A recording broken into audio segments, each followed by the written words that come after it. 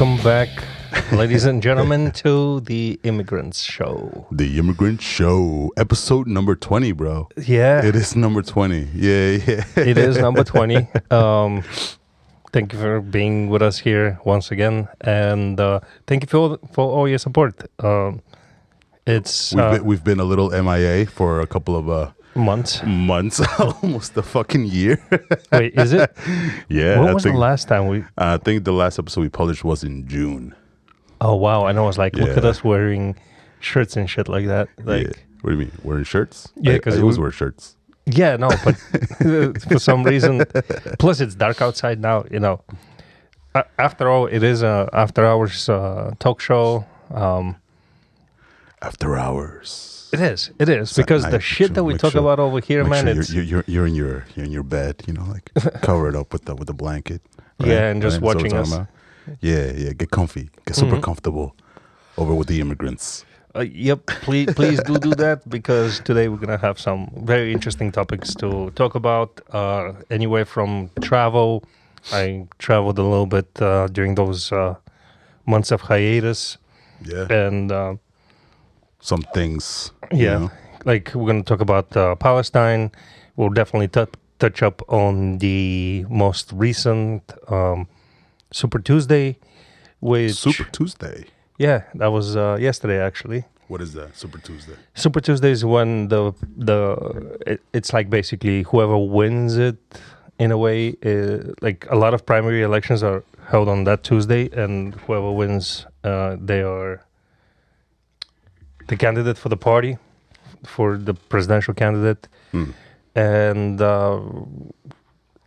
what it looks like is that we will have pretty much the same bullshit ass choice. The fucking shit sandwich and yeah, it's like, oh, I can't believe we came back to this. You know, after 8 years, both parties talking shit about each other and not fixing not one thing. Oh man, right? Oh yeah, they're like, guess what, guys? It's fucking terrible. We're gonna choose. Get to choose again between Clown A and Clown B. Yeah. So if you want to get depressed, please stay tuned. Let's get into this bullshit. You know. Oh yeah. But of course, we're also gonna taste a nice red wine. I went into this store. It's over in Mayapack. I forget the name. I'll put the shit up. And I was running late because I was doing my laundry. And I'm like, I know this store. And as soon as I walked in, there's the clerk and the stock guy. The stock guy's like all the way in the back and stuff. And I was like, you know what? I need a Zinfandel. So I went. I saw the Zinfandel collection, and I saw this one that said cigar on it. I was like, oh, my boy likes cigars. So you know what? That's the one we're gonna do. Nice. No thinking involved. Yep. Yeah. let me crack it open, actually. Go for it. And while you're doing that, I'm going to talk about a little bit about the weed that the mic was like, no! Why?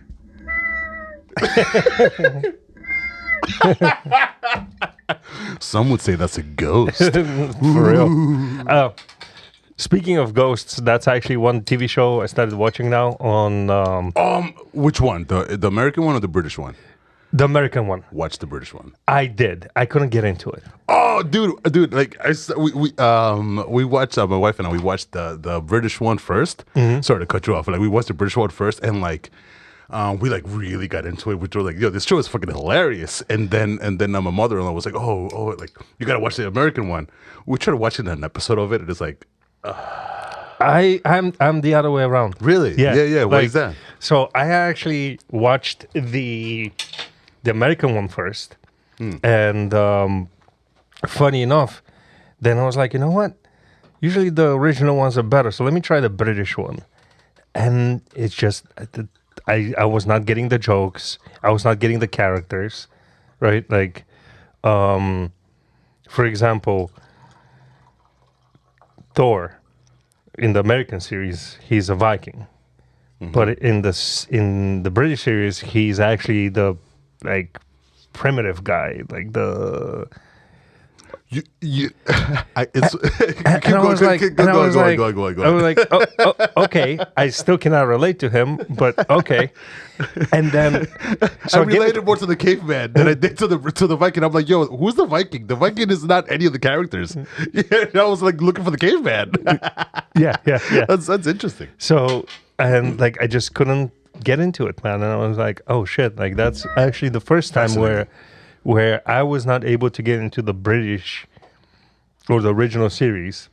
I prefer the spin-off. There's just something about the spin-off that it's way more relatable to me. Maybe because I'm more American than I'm British. Well, I'm not British at all, right?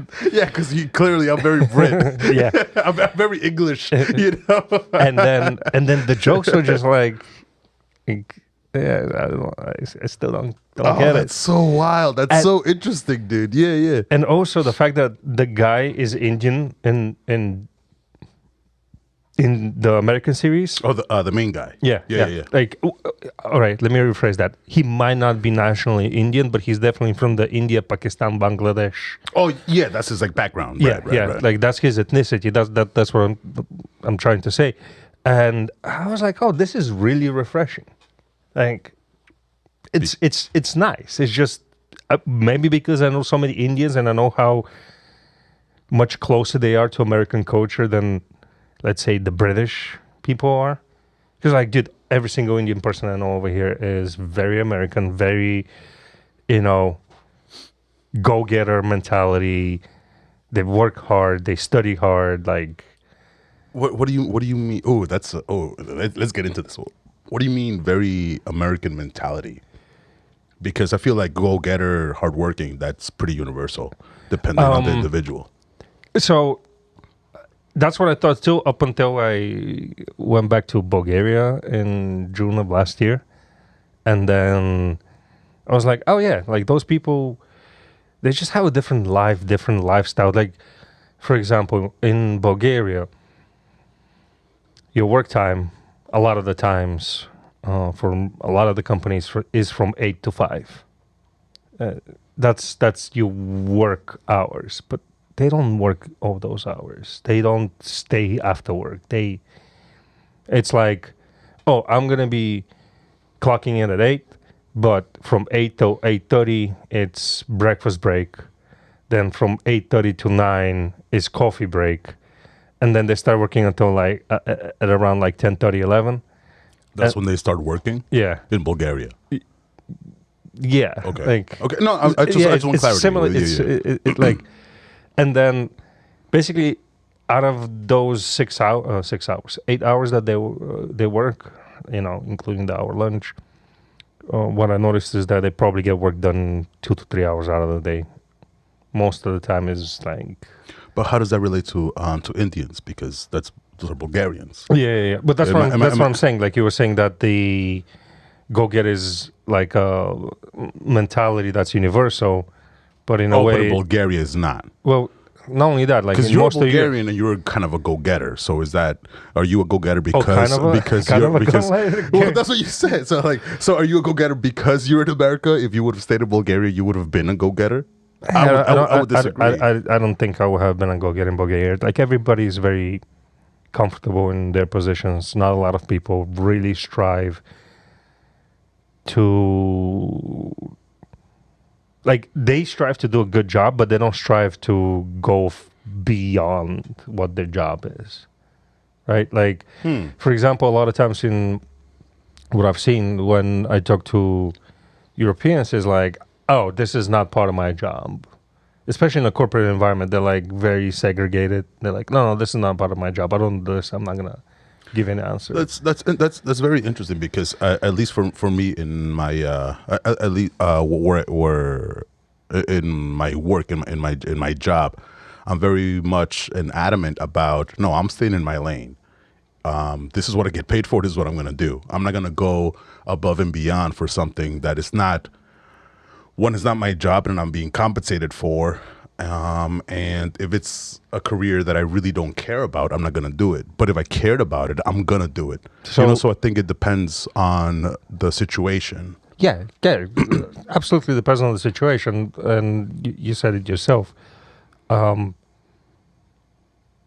it all depends on what you want, and if you care about what you do, right?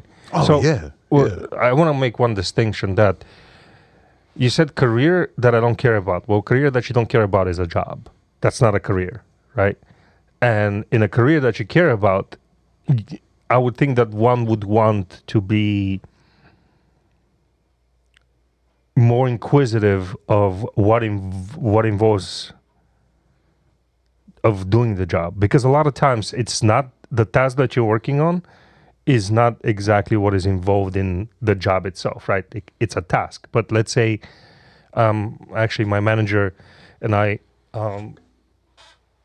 we work very well together. And one day I was working on something and he was like, well, how did you make sure that this is correct? And I was like, oh, that's a very good question. I'm like, you know what?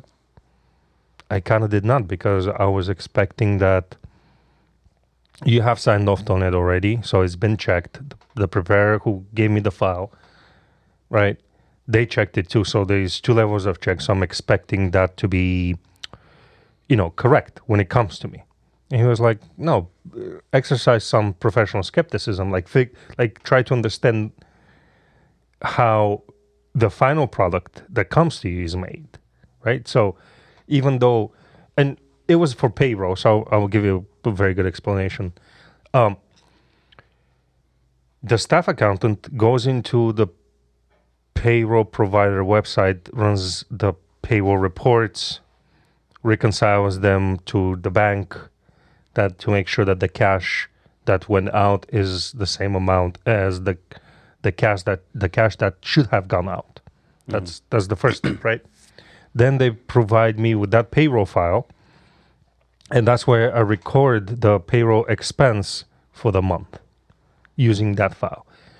But if I don't question it and I just believe that, hey, this is somebody else's lane, right? And I'm not going to move into it, as you said, that is basically not what is required, right? Because you have to have this professional skepticism where it's like, okay, well, they provided me with this. How can I be comfortable that what they provided is correct?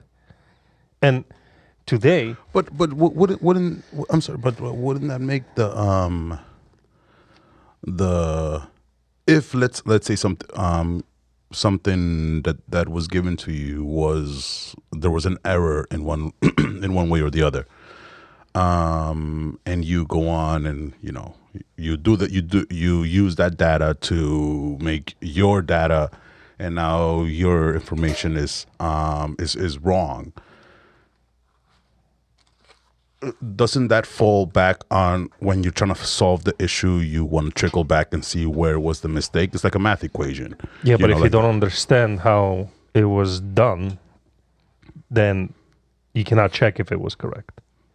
But in the grand scheme of things, you have to be able to trust your team in the fact that I'm not saying don't understand the job, but wouldn't that be a little bit waste of time if because now you have to figure out to make sure that what the data that you got is correct instead of just using the data and moving forward. You know what I'm saying? I understand what you're saying, and that's where professional skepticism comes in. That's basically what this is. It's like, hey, let me make sure that from what I understand, the file is right. So we spoke about it this last month, and this month I received the file from the same person. I'm looking at the file. I'm like, this, I'm checking it. I'm like, hey, this is not correct. Like, it's way lower than last month. There's a different payroll file with the same amount. I don't understand what's the difference, right? Like, really, sorry. There was a same payroll. There was a different payroll run on the same day that had a higher amount, and I basically questioned. I went back and I was like, hey, could you please go in and figure out, like, I didn't say I figured it out for you, but could you please go in and figure out why this is so low? Like, it just makes no sense. And then it turns out they sent me the wrong file. Is that scenario the one where your manager asked you how did you figure out it was correct? Yeah. Okay, so It's just same task, but the following month. So in the first month that I was performing it, he asked me, "Hey, how did you ensure that this is correct?" And I was like, "Oh, because you caught the flaw." No. Oh, this is that's okay. That's why I thought it was the same conversation scenario. Okay. happened in January. Yeah. I caught the wrong file in February close. So there was like a month where, I was in a way taught to think a little bit more critical, to question stuff. And, and that's why I think that that's part of being a go-getter. It's not only understanding what your job entitles, but understanding how other people's work play or contribute to your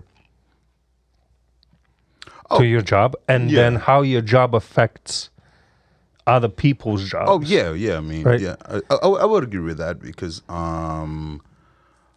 we don't work in a bubble. We don't live in a bubble, so we are very reliant on other people and on each other. Yep. But I don't think that's a unique thing to Americans. Hell, most of the world. Actually, I was going to say some of the world, but actually, most of the world. They one of the stereotypes of Americans is that we're fucking lazy. So it's kind of funny to hear an immigrant say that. We're go-getters. Well, again, there are different levels, right? Yeah, I'm just saying that people here are willing to sacrifice more of their personal life. For them to... Oh, I would disagree. I feel like look at the politics right now. People don't want to sacrifice themselves. Fuck you, it's America. Well, funny enough, George got booted, so... Which George? Santos. Oh my God! Yeah, after so much fucking shit, bro. Jesus Christ! It's kind of one of the things that we spoke about. Quick flashback: George Santos is that fucking asshole who, in case you don't know, that lied in his resume like a gajillion times. We talked about it on the last episode, number 19. Yeah. I feel like if it wasn't for the public outcry, like a constant badgering of like, let's get this fucker out, otherwise it wouldn't happen. And I still firmly believe that there's plenty of other politicians that are still sitting in office. Fucking what's her name? The blonde chick, Marjorie Taylor Greene, like a conspiracy theorist, to the core, but she's still in office. So it's like, fuck you. These are my freedoms. I can believe whatever I want. Yeah, it is a strange political world. It is a strange political world. It's a strange world, and it's still fascinating. It's It's depressing and exciting at the same time. It confuses my small brain, bro. It is. So, yeah. Going back to the ghosts story, that I like that. I like the Trevor, right, the business guy.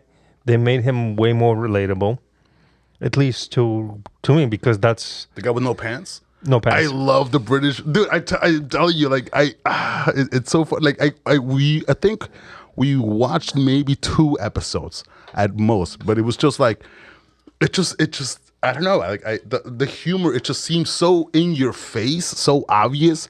Even the main character, the wife, I forget her name.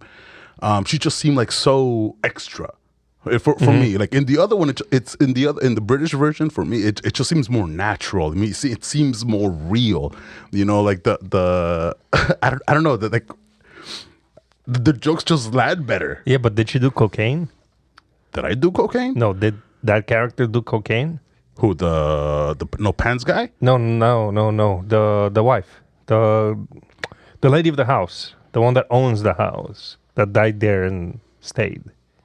The ghost? Yeah.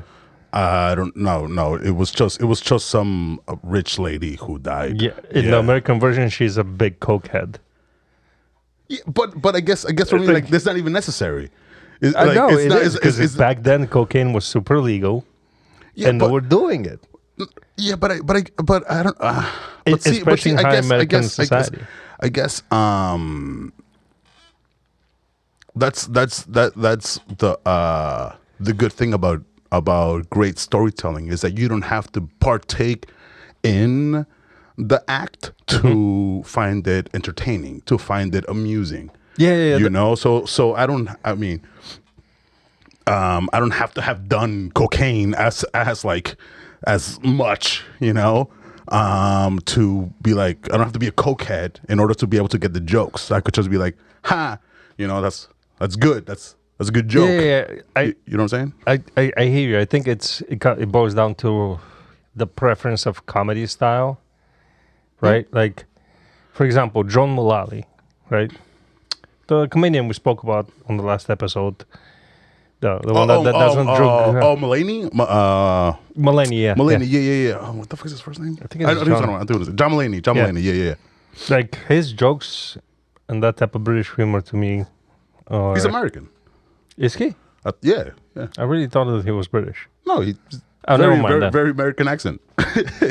Then never mind. No point to that. I just think is still good? Yeah, I think it's just like the humors that we're both into, because also The Office. I've seen like one or two episodes of the British version, and it's like it's very season one of the American Office, which is like super uncomfortable, dry, like, oh my god, this is harsh, you know, like it's kind of hard to watch, but I get it. But like I love the American version. But when it comes to Ghosts, I love the British version. You know, it really, I don't know, or maybe is whichever one you hear first.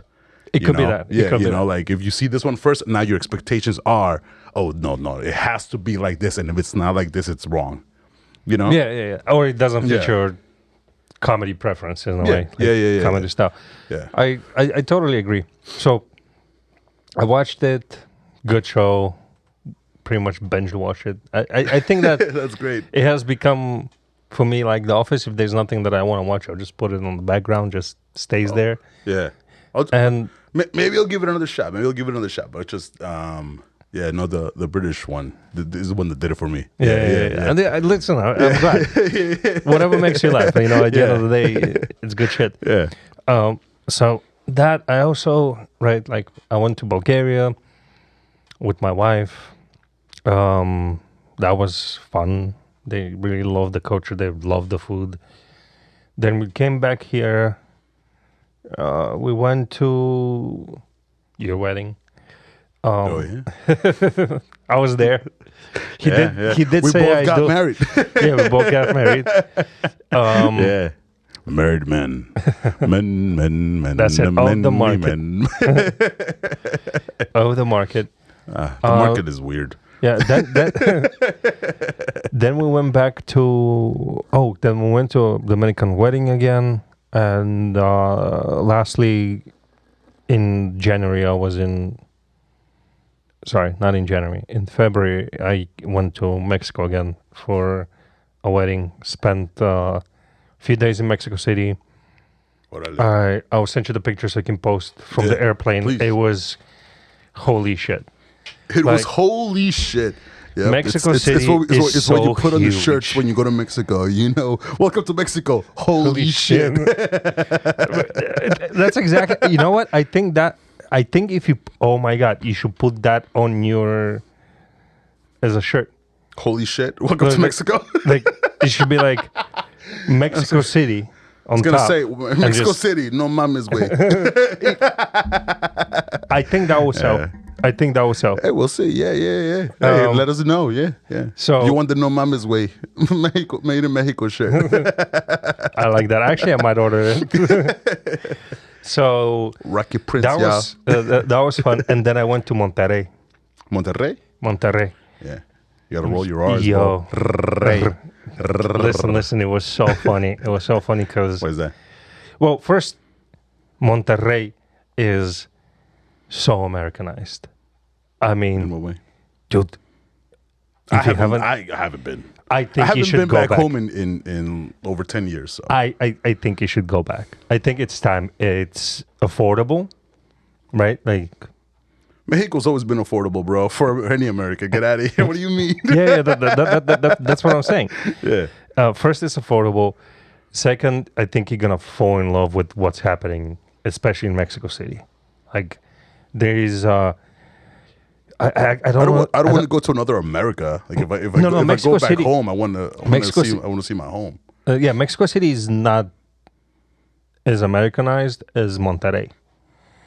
Like, Monterrey is very close to the border. I think it's like 3 hours away from the border, maybe less than that. I think it's like 2 hours away from the border. Everything, from the style of driving to the shopping centers. What do you mean by Americanized? You mean modernized? No, Because those are it's not like, necessarily it's synonyms. like, no. It's like you go to Cross County, right? Okay. Shopping center. Their shopping centers are exactly the same. Dude, when I tell you exactly the same, I mean exactly the same setup, exactly the same parking lot setup, exactly the same brands. Dude, they have Walmart Express, right? That's there. They have all the fast food chains. The bars are in some malls, like certain bars in some malls. They have Buffalo Wild Wings is out there doing their own thing. Yeah, well, that's It reminds me of the George Carlin fucking stand up when he's talking about like America's just this big mall. So I kind of don't want that, you know. Yeah. I like my mercados, you know. Like I don't want to go to just another fucking mall in my country because that sounds terrible to me. Personally. I don't want that. So Monterrey is exactly like that. I took a few pictures. Yeah. Beautiful buildings, right? And you have the mountain around you, so it's kind of cool. Right? Yeah. But Mexico City, man. I mean, like, we're talking about food, culture, museums. Like, this time around, I couldn't visit. Well, our food by default is tops. It's It's like we win. Hands down. Our only competition is Indian food. Yeah. My personal opinion. Our only competition is Indian food. Yeah, I think you're right. Yeah. I think you're right. Me being able to visit both countries, I would tell you. Like, because we have flavors, bro. Seasonings. that and maybe Thai food. Thai food, Like properly done Thai food. Yeah. Great. Yeah. So, and it was very interesting, right? Like, they make a shit ton of money in Mexico. It's not like they don't make any money. People make very, very good money there. Mexico City, as I said, full of restaurants, museums, all that stuff. Last time I went, I was able to visit some of the museums. This time I was not. Funny enough, we were staying in the Polanco area of Mexico City, and I was hungry, and I'm like, shit, like I need to get lunch. So I go outside. My Spanish is not that great, but I can get around. I want to hear your Spanish now. You hear it. It has to come out. It comes out, especially when I'm around people who speak it a lot. It comes out like this. So, Mexican peso, I think it's 17 cents per peso. And I went to this hole-in-the-wall place. It's a Taco Express. I'm like, oh, perfect. I'm going to get me some tacos. It's going to be perfect. So I'm like, hey, give me this taco. He's like, no tacos. Was it in a building? Yeah. The taco place? Oh, no, man. You can't go to a building for tacos. You got to go to the dude on the street, man. That's where you get them good tacos. So it was like... If it's in a building, it was a hole in the wall. Yeah. It's one of those where I cannot even explain it because we don't have... Around here, we have nothing like that. Where it's... Dude, the whole space was half of the studio. That was the whole space, right? And like you have people eating there, whatever.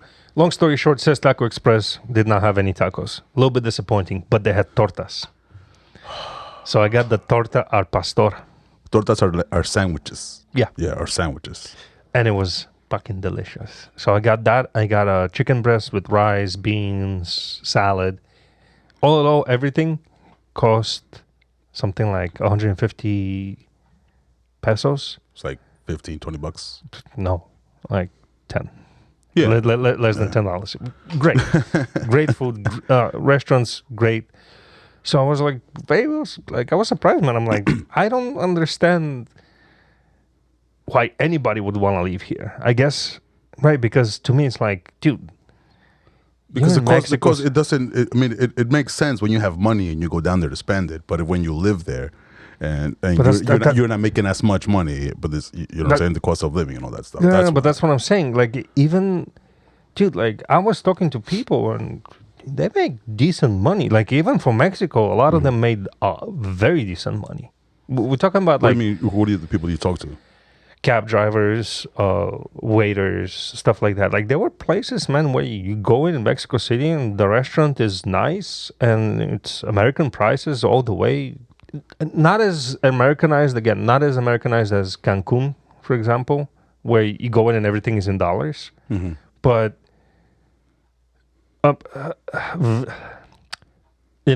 from Mexico City, the coach is just brewing. Like, things are happening there.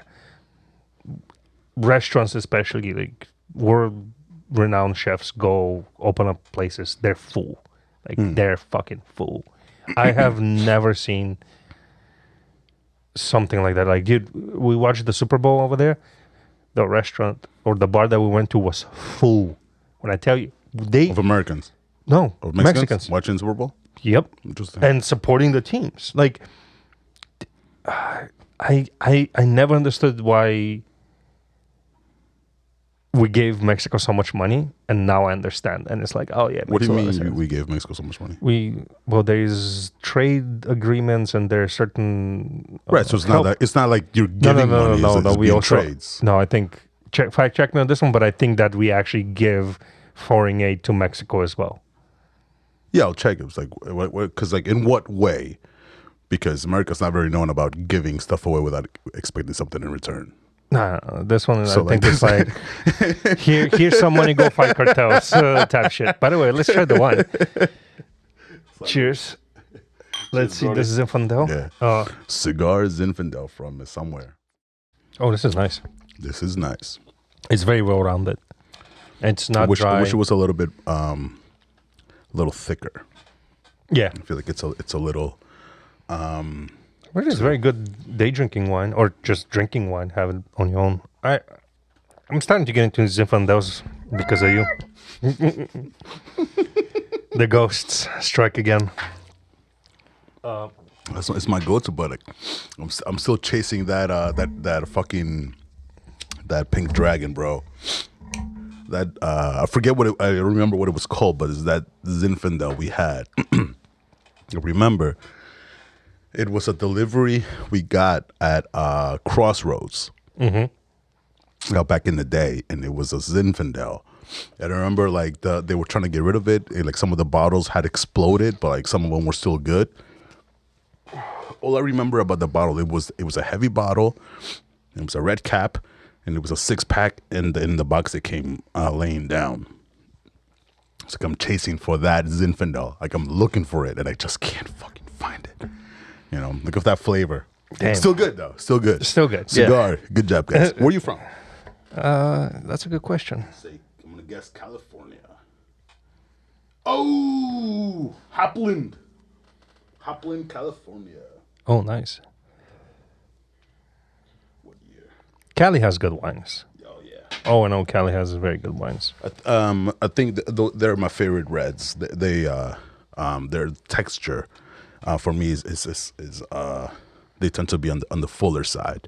Yep. I'm not too fond of like the old world, like the super tannins, dirt. Ugh, Sorry, Italy. Sorry, France. I'm not, not this guy. The only earthy wine that I ever tried and I was into was a wine from Tenerife.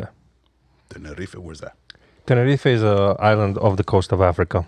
Yeah, so off the coast of West Africa. And, dude, it tasted like dirt. Like And you liked it? I loved it. No shit. Dude, it was like Those words never came out of my mouth. I love this wine. It tastes like dirt. I know. I wasn't expecting it either. That's so funny. The first sip was very not appealing, but upholding. What's the name when you're appalling? Yeah, the first sip was like, whoa. Yeah. And then the aftertaste hit, and I was like, wait, all right. But maybe. Yeah. Give it one more. Yeah. And then I tried it with a ribeye steak. And that's where it's just... I'm glad. I'm glad you mentioned that, because I do like, surprise, and the times I do like the old world Italians is when I'm eating like Italian food. Yeah, like with that, it's like, oh, clutch. Yes, it's perfect. They know what they were doing. They know their their crowd. Yeah. So. Yeah, man. I mean, shit. I didn't even know what we're talking about. Like, we started with ghosts, and now we're in wine. On the just wine, jumping around, man. Yeah. But yeah, overall, like, again, Mexican fucking wines, dude, delicious. When I tell you, holy shit! Like, it was one of the best. It was a Could you describe them? blend. It was a blend. It was a red blend. I don't know if it was Cabernet Shiraz and something else, or Merlot Cabernet and something else. But it was a blended wine. Heavy, full-bodied, dry. Hints of blueberries, like dried blueberries and raspberries. Just tremendous wine. Dude, like, we drank 3 bottles. Dope. Yeah, because some friends of I wish some friends of Lisa's were able to come and join us for the wedding in Monterrey, and Monterrey, way. Come on, you've been to Mexico multiple times. There you go. Monterrey. Roll those R's, bro. I'll tell Roll you a funny those R's. Before I would have given you a pass. Now, you've been to my home too many times. You got to roll those R's, motherfucker. we'll roll the R's. And went to this restaurant in Monterrey called... There we go. Yeah. That's what I'm talking about. called La Nacional. And that's where I had the wine. Somebody recommended it, actually. One of the people that we were with, she's a big fan of the wine. And overall, great experience. What I was trying to say is that if you can get Mexican wine, get it, because there's just... as good as California wines, sometimes even better, cheaper. It's like a unknown tequila before tequila was a thing. Like really good tequila before tequila was a thing. In America. Tequila's been a thing in Mexico forever. Yes. And mezcal. Yeah. También, Yeah. Right? Except that now the tequila is worldwide, right? So it's similar, like, to those... like the ones that I'm telling you about. It's like, they're not at the level of brand recognition that certain brands have, right? Like, let's say Jordan or Behringer and Knights Valley or whatever. Right, yeah. The quality is just the as international market hasn't caught up yet. Correct. And if it catches up, it's going to be like $30-$40 a bottle. Fair, yeah. But right now you can get them for like $15. Baja California? Is that where they were from? Because I find a lot of the wines, or some of the wines that I've seen that come out of Mexico are like from Baja California. Good question. Did not. I saw where it was made, but I don't remember. But all I know is that it was Mexican. Yeah, I mean, not saying it's impossible for them to come from anywhere, because you got some kick-ass Pinot Noirs from fucking Oregon, dude. It's like, what the fuck? Jeez, I keep hitting this thing. You know what the other thing that I found interesting is? Mexicans drink tequila and water together. So they dilute the tequila with water. Oh, like scotch and water? Like scotch splash of water type stuff? Not a splash, though. So let's say you drink a Blanco. You put this much tequila in a glass, in a cocktail, not a cocktail glass, but like a soda glass. Like you put this much tequila in, and then you top it off with water. Yeah, I mean, I could see that. I feel like I hate that shit. You know me. Like, I would don't I wouldn't I dilute my wouldn't alcohol. I wouldn't say it's across the board a thing that Mexicans do. I could see how some would do that. No, like it's across the board. You pretty much like no, 95% of the people. Mexicans do not do that. Well, I promise you. 95% of the Mexicans that I was around did it, and it pissed me off. And their building architecture, way more entertaining than what we have in the United. Like the skyscrapers, way more vibrant, and everywhere. That's cool. I mean, I would have hoped. And I'm glad. Yeah. I mean, Like, there's a bunch of. I mean, not speaking for myself, but there's because I don't think I measure up to like the level of the artistry, the architecture that some of these like Mexican artists do, bro. It's fucking crazy. There's this dude that what is it? What was it? Show? I think it was like it was one of those you know, like those tattoo shows, like Inked and stuff like that. I don't think it was Inked, but it was something like that. But it was this dude who freaking, I don't know, grew up in tough times, but he just liked being an artist. He just loved drawing. He was like fucking 17 or some shit, and he like won contests and shit just because he was a freaking artist, and like no training, no nothing. It's like fucking this intricate depth, like beautiful freaking pieces of work. I'll put all this shit up. Like follow this dude online. It's like it's amazing, dude. Amazing. oh yeah, dude. That's what I'm saying. In Mexico City, murals are everywhere. That's cool. Like everywhere. Public underpasses, bridges, on the highway. Just mad nice murals. Nobody's destroying them. Catch up. Yeah. Nobody's destroying them. Like, yeah, bro. it's yeah. nice. Yeah, dude. And like I heard you made a mural, your first mural. I did do a mural, bro. It was super fucking exciting, super cool. Let me take a hit of this. So this is a sativa, so it's not gonna put you to sleep. Awesome. And it's a. So I bought this. I haven't smoked in like the past. Not as I used to. Like I'm like because I have it not because I'm trying to stop, but it's just I haven't had an opportunity to go get weed. So like I've been like scraping the bottom off the barrel, you know, for like the past 3 days, just because I've been so busy, you know. So this is like the first actual hit I'm getting. It is fucking phenomenal. It is. It's a really good brand. It's called Flower, and it's. So I started going to a new dispensary called Ascend, just because first they're closer to my house, and second because their shit is cheaper. Like they have deals. So for example, for this 2 joints, half a gram each, it was $22 after taxes. So like total $22.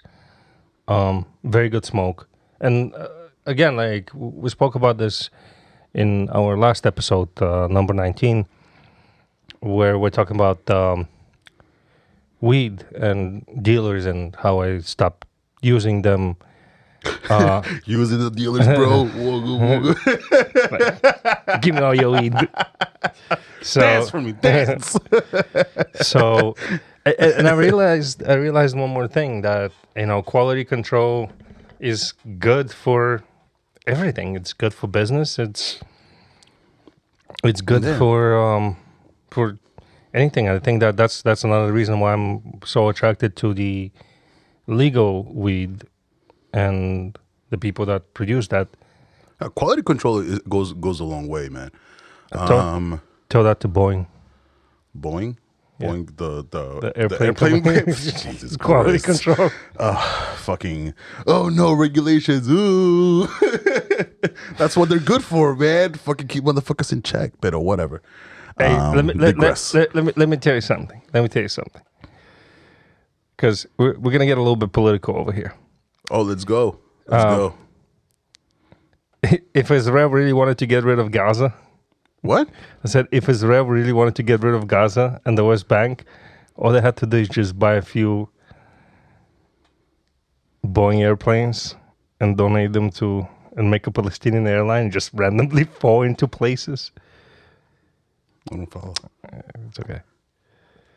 Basically, because Boeing has no quality control and their airplanes fell out of the sky. So Are you making a joke on killing Palestinians? Because you can go fuck yourself. It's not killing them. Yeah, you go fuck yourself. But it's not killing them. The joke. The joke is more about Boeing and how if you really want to fuck somebody over, the easiest way to do it is just give them a couple of Boeing planes because they're gonna fall from the sky and you're gonna kill them. So funny. It's hilarious. So it's a good segue. Yeah. Let's talk about Israel and Palestine. Let's get into it. Go for it. I mean, I want to you have.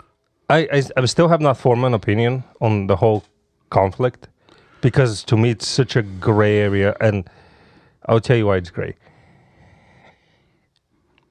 What is happening there right now is what do you think is happening there right now?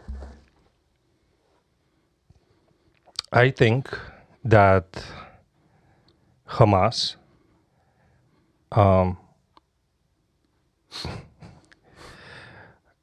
was probably one of the smartest PRs they've ever done, right? When it comes to what's going on right now. So, who is Hamas?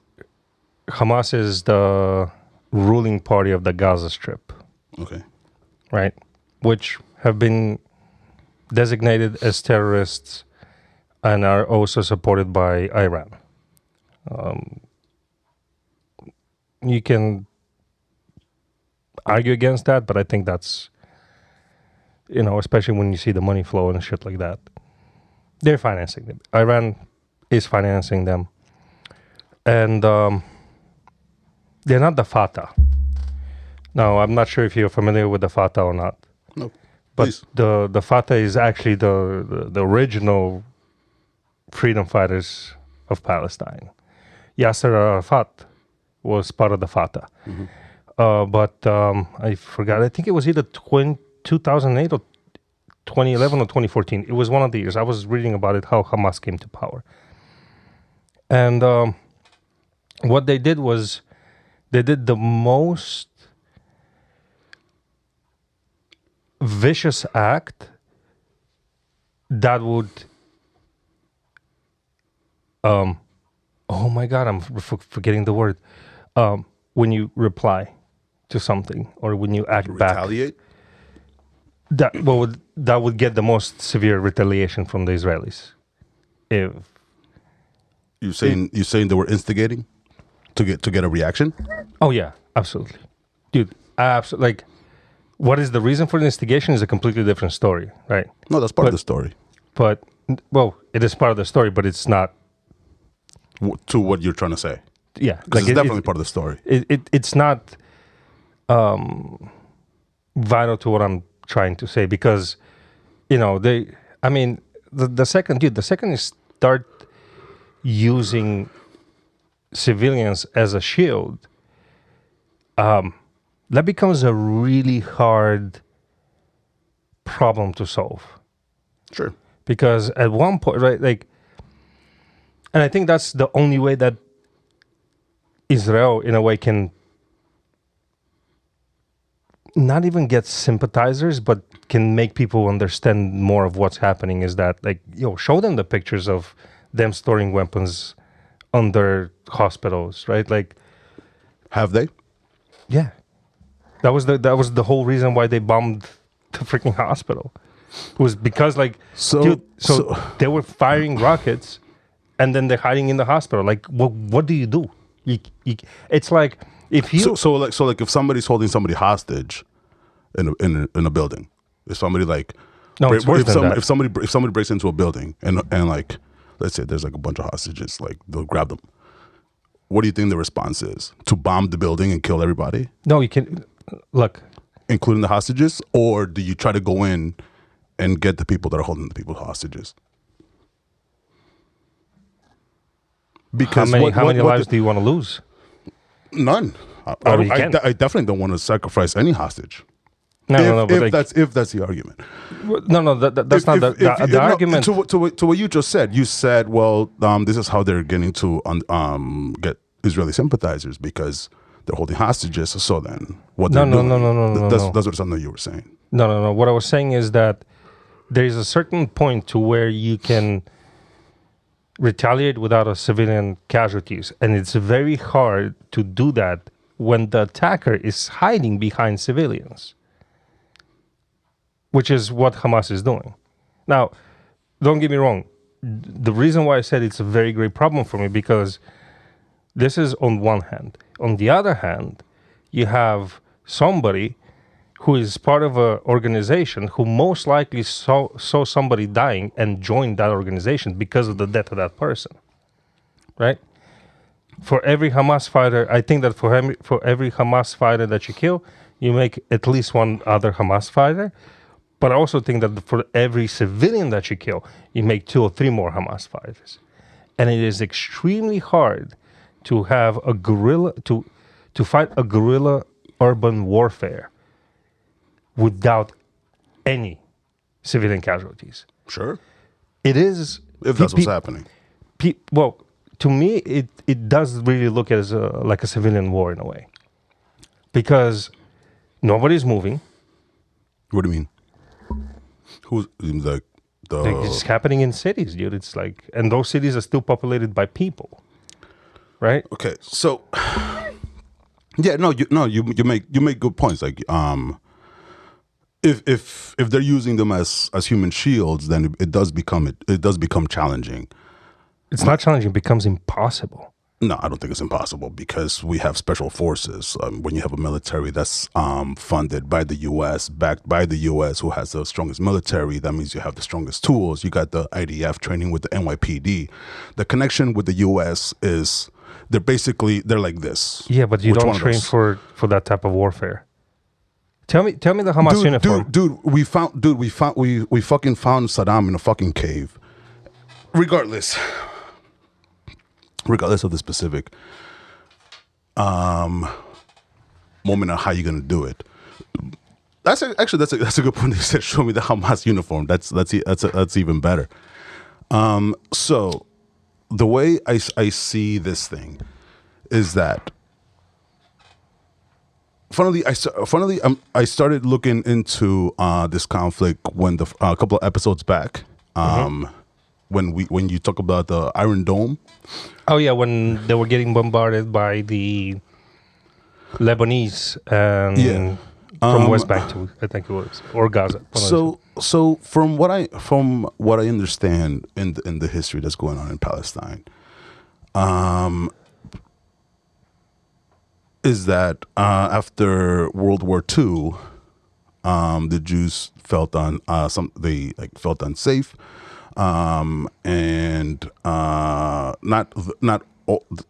They felt unsafe in Europe. I'm not saying like all of them, but like the ones in Europe. So then what Britain did was that they moved them over to Palestine, which upset. They were welcome, but then they were welcomed by the Palestinians, but then they wanted to stay.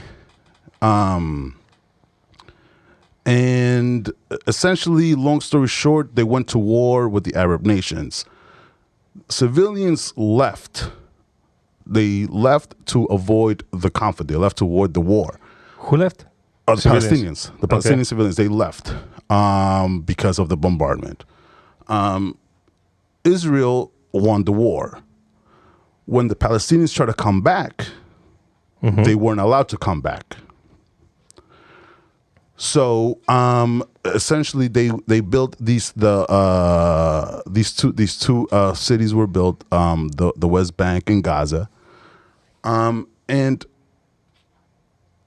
ever since the Palestinians have been trying to go back to their homes, and they've been their borders have been guarded by the IDF.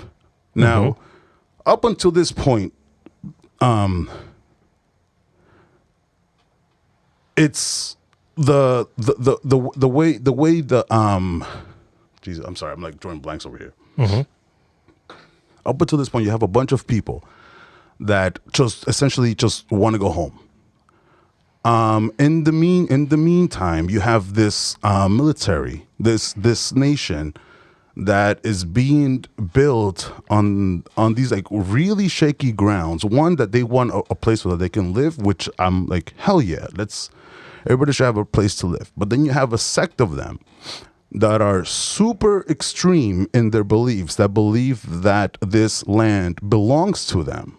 Mm-hmm. This land is owed to them by their deity. So in the meantime, they start attacking all these Palestinian places. Like they've bombed, like there've been multiple attacks before October. The Palestinians have been attacked this whole time. Schools have been bombed. Streets, people just been shot by the IDF. So like you have all these people, like all this fucked up shit, and excuse me. So they have a fucking history of just being attacked in their own land. Right? Now, this terrible attack happens. And the fuckers that did it should be held accountable. These fucking terror-ass motherfuckers. Like, fuck you guys. But then, what Israel did, no, fuck that. What Netanyahu did with the IDF was they didn't look for justice. They sought revenge. They used it as an opportunity to attack all these people. These motherfuckers have straight up carpet bombed all of Gaza. They told people, they like dropped fucking paper pamphlets and said like to like 1 million people and be like, hey, head south because we're about to bomb this bitch. You got 24 hours. 24 hours to move 1 million people. Boom, boom, boom, boom, boom, boom, boom, boom. They claimed that there were like hospitals, like what you were saying. Is where they were hiding. They went there. They showed this one report. It's like super publicized. This reporter goes in there, be like, look, this is the bunker where they've been, hiding and stuff. But this is the list. I don't know if you saw that picture or you saw about this. He points at this like paper on the wall. This IDF reporter. It's like this is the names where all these terrorists signed their names. Mm-hmm. Boom, boom, boom. So this is where they're keeping the hostages. It was in Arabic. Fucking Arab people that read Arabic were like, dude, that's a fucking calendar. It was like blatant lie. Another one where they said, which even Biden said, and then it was retracted by the White House, where they said that they found reports of like 60 babies being beheaded. Never happened. Or at least there's no report of it happening. So the IDF is consistently lying about the things that they're finding, about the things that they're reporting. The information that we're getting from the IDF mm-hmm. is being consistent bullshit. And you have all these other countries jumping in and being like, bro, can we stop fucking killing the civilians? And their excuse is like, oh no, we gotta find them. They're not trying to find them. They're like fucking slaughtering them. There's reports of fucking bulldozers mm-hmm. going through freaking camps where people are, where they know that they're safe, where they know that there are civilians there just camping out because that's where they told them to go. And they're fucking bulldozing them. You know what I'm saying? Mm-hmm. So like, there's been reports of fucking Israeli civilians being shot by the IDF because they thought they were Arabs.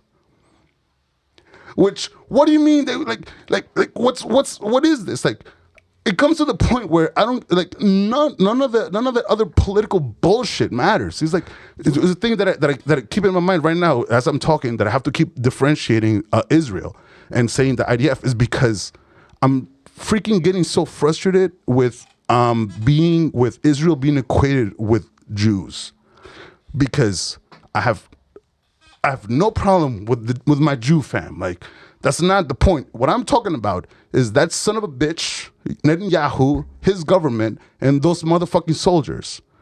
Because they're just slaughtering people. There's no way to paint. There's no way to talk about it. Be like, but this. No, they're literally attacking people. What the fuck was it? Recently, I think about a week ago, they attacked people in line waiting to get food, and they killed I think it was 20 people. You know what I'm saying? So it's like all these moments keep happening. Meanwhile, I'm supposed to empathize with this son of a bitch because his people died. It's like that doesn't justify you slaughtering people, dude. It's really to me it's not great. To me, it's very simple. I've told you before, I'm a pacifist. I hate violence, but this is not war. This is not like we're watching fucking, I don't know, the Nazis fight the alliance or anything like that. This is a fucking bully just fucking destroying this nation.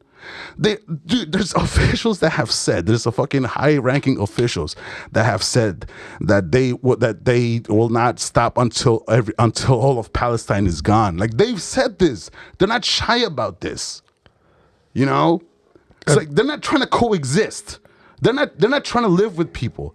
It doesn't matter. It's that Hamas. No, that's like the fronts, and the person over here, it's so much bigger. It's like this big. I mean, while they're putting this mask, but you can. I mean, for me, I can see them. I can see you. You know, it's to me, it's so obvious. It's so obvious that what they're doing is wrong.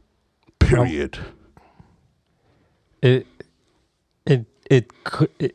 is wrong in our view, but at the end of the day, that's what tribalism brings, right? It's the humanization of other human beings that do not belong to your tribe, which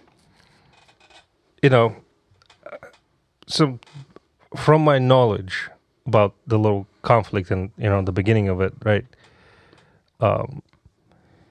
You were saying that the Jews felt unsafe, they wanted to move, place to live, whatever. Meaning, when I say whatever, I'm not dismissing it. Yeah. It's irrelevant to the story, which is correct. And, when I look at it, it could have been done in a different place by different powers, but that's where they chose to be, and it's a bit of a shit show right now. All right. With that being said, as far as the Jewish state, the right to exist, I will start from there because it will follow through with my thought. As the Jewish state, do you mean as a belief system? No, the Jewish state as in Israel. Its right to exist has been disputed for quite some time. And I just want clarity here. So, would you say that the Christians should have a state? Well, Christians have states. What's a Christian state? I mean, Mexico is one. Bulgaria is another one. Is that Russia? What do you mean? Christian. What do you mean? Are the people Christian? Because I guess maybe I'm spoiled. One of the things that I do love about this country is that it's a secular country, and I'm spoiled in that sense that I believe that every country should be secular. Official religion is not that's kind of what I wanted to point at, is that a theistic state in and of itself is a problem, because now you have a theocracy. You can't have a functioning system in a theocracy. I think that's a completely different conversation. I follow your thought, but that's a completely different conversation. What I mean. What do you mean by a Jewish state? Because to me, a Jewish state sounds very much like a theocracy. Well, so what do you mean by that? Okay, so if you look on the map, the only country in the whole world that has predominant and official religion of Judaism is Israel. There's no other country. But that doesn't mean that they're not allowed to exist anywhere. That doesn't mean they're not allowed to exist in America. Just because you're not the majority, you're not entitled to a nation. Yes and no, because yes, you're right. Like you don't need a state for a certain religion, right? Mm-hmm. But then you actually look at it and you're like, oh, that means that if they're not, like, it would never be your home, even if you were born there, even, right? Like if, like how, I don't, maybe it's because like I have some sort of understanding of what church and how church plays in beliefs of people and how people act. I think I do as well. I don't understand why. Based on their beliefs, like there's no state in the whole world beside Israel where Judaism is the main religion. So should there be a Satanist state? I mean, sure. Why? I don't see a no. reason Why? Like, why are you entitled to a state? You're not entitled. It's just the way things are, man. I'm not talking about entitlement. I'm talking about how things are. Who says that's how they are? Because just look at the map. Like, for example, that's what I'm saying. Like just because you're not take a step back and listen to what I'm saying. I think I am. I'm just not. It just doesn't make sense to me. So what is the official religion of Italy?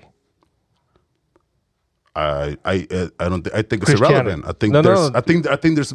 That's the difference for me, is that I don't think there's. To me, is that there's religions. People believe things, but that's what I'm trying to. That's what I mean. It's like if most of Italians are Christian, so I guess I wouldn't call it a Christian country. I just think it's an attribute of most of the people that live there. A country is a country in and of itself. Like it's Italy, it's Mexico, it's America. You're separating church and state, and you believe absolutely 100%. Church and state should be separate. Doesn't mean they are. Like you keep saying this, hey, this should be this and this should be that, but they're not. Dude, like you live in the United States, which is a secular country. You have no official religion, right? That's what I said. Yeah, that's why I prefaced it saying. That's why I prefaced it saying that. But then go and fucking get an abortion in Alabama. You can't. Why you can't? Because they're fucking hardcore Christians over there. That's how they rule. Yes, and they are that's wrong. The reality. And we're fighting for it. Doesn't matter if they're wrong or not. No, bro. I'm not talking about what you perceive as the reality. Just because something is doesn't mean it's how it's supposed to be. That's my point. But and that's where it's kind of like deviating, because wars don't happen very often because somebody's fighting to change what it is versus what it should be. Wars happen for very different reasons that sometimes have nothing to do with. Did I say that?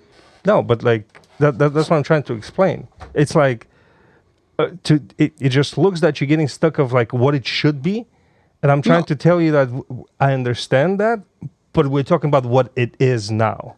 And I know what it is, and I'm saying that that's wrong because X, Y, and Z.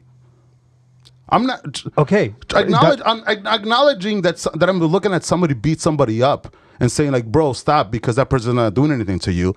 I'm not saying, "Wow, look, I should just stand back and let it happen." I'm just saying what you're doing is wrong. Simple. I'm not being stuck on. So I don't understand what I don't. I'm very confused. Okay, so what I'm trying to explain is like from the beginning, right? Like the Jews went through a genocide. Yeah, and terrible. And they were like, "Fuck this shit. We don't have a state where is a Jewish state, right? Like where the predominant religion is Judaism, where you know that the government is not going to come after you for your religion." But those things could be achieved in a secular place. Those things could be achieved regardless. That's what I'm saying. So like, what I feel like you're stuck in a place that like because you feel unsafe, you're entitled to your own country. No, that's what I'm saying is that if you look at the map today, there's not one where state, most of them are Jews. No, not where most of them. Where it is for a specific religion of people. So there's not. Find me a place on the map where there's the state where there's Satanists. I can't. So does that mean we should find a place for them? That's kind of what my point. If they go through a genocide, maybe we should. So they have to go through a genocide before they get their own state. I mean, Like yeah, you're making dude, no, I'm not making it up. Like you're talking about that people who legitimately went. That doesn't justify you having a place. What? That doesn't justify you having an estate. Well, no. What the Nazis did was bullshit, and they got to be held accountable. That doesn't mean that, like, you know what? Let's protect these guys, and now let's no. That means we should just embrace our differences with each other. And but dude, it wasn't just the Nazis. That shit happened in fucking USSR too. Then that's an internal problem that we all have to deal with. That doesn't mean. But that's what I'm trying to explain that doesn't to mean you. You go like, okay, guys, don't worry, we're safe, and we're gonna put you in this place over here. Oh, but there are other people there. Oh, fuck you. No, you don't care because we gotta protect this kid. Hold on. Like, see, like, what you're saying morally has truth in it. I would hope so. Like, and I would it like is to be morally a moral correct. person. It is morally correct, but morality and reality are two different things. And what I'm not disputing that. And what I'm trying to tell you is that when you're persecuted not in one country but in several countries for your beliefs, legitimately the dude that fucking you believe in that you never seen. When that happens consistently, at one point, it is just natural to say we need our own fucking state. Does that justify you somebody else's land? That's where I'm going. So, because at this point, I just want to let's just get to where you're going because we're just going to get stuck in this point because I'm not going to agree with what you're saying. And that's perfectly fine because I'm explaining what I view of the conflict and how, and that's why I haven't made an opinion because it's legitimately two tribes fighting over dirt, right? And to us looks ridiculous, but to them it's not that ridiculous at all, actually. Right? So to me, it's not ridiculous. To me, it's just like they're killing people. Like it's not ridiculous. To me, it's very. So do you know who Mohammed Al-Amin Husseini is? Doesn't. He was the main guy of the mosque in Jerusalem during the World War. And whenever the Jews came and shit, and that thing was happening, where they were getting sent to concentration camps in territories that Germany conquered, or being Russian or part of the USSR and being prosecuted and not able to practice their religion, Mohammed al-Husseini was actually working with the Nazis to give them Jews. And he was a Palestinian. So maybe it's that same period that you were talking about after the war when they were not allowed to go back to the land. Maybe that has a lot to do with it. Now, al-Husseini, on his own accord, thought that he was doing God's work because he had claims of certain lands. Is that they all think that. Yeah, of course. Insert religion. They all think they're doing that, bro. Yeah.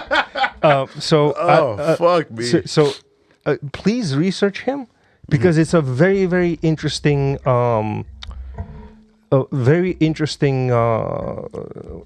shit. What is it called? Very interesting case. Like he's a very determined, and like when you start reading like how he was working with the Nazis, like oh shit, like my man. Eventually, he was exiled in Lebanon, and he died in Beirut in 1972. But yeah, he was working with the Nazi regime. Now, also fucking traitors, bro. So like there could be some validity to what Israel did, or there could be some preventive measures that were taken. And that's why like everything becomes so great. The other thing why I think that this specific action is extremely gray is that one thing that, so I started listening to a lot of Lex Friedman conversations, and Lex Friedman? Yeah, Friedman.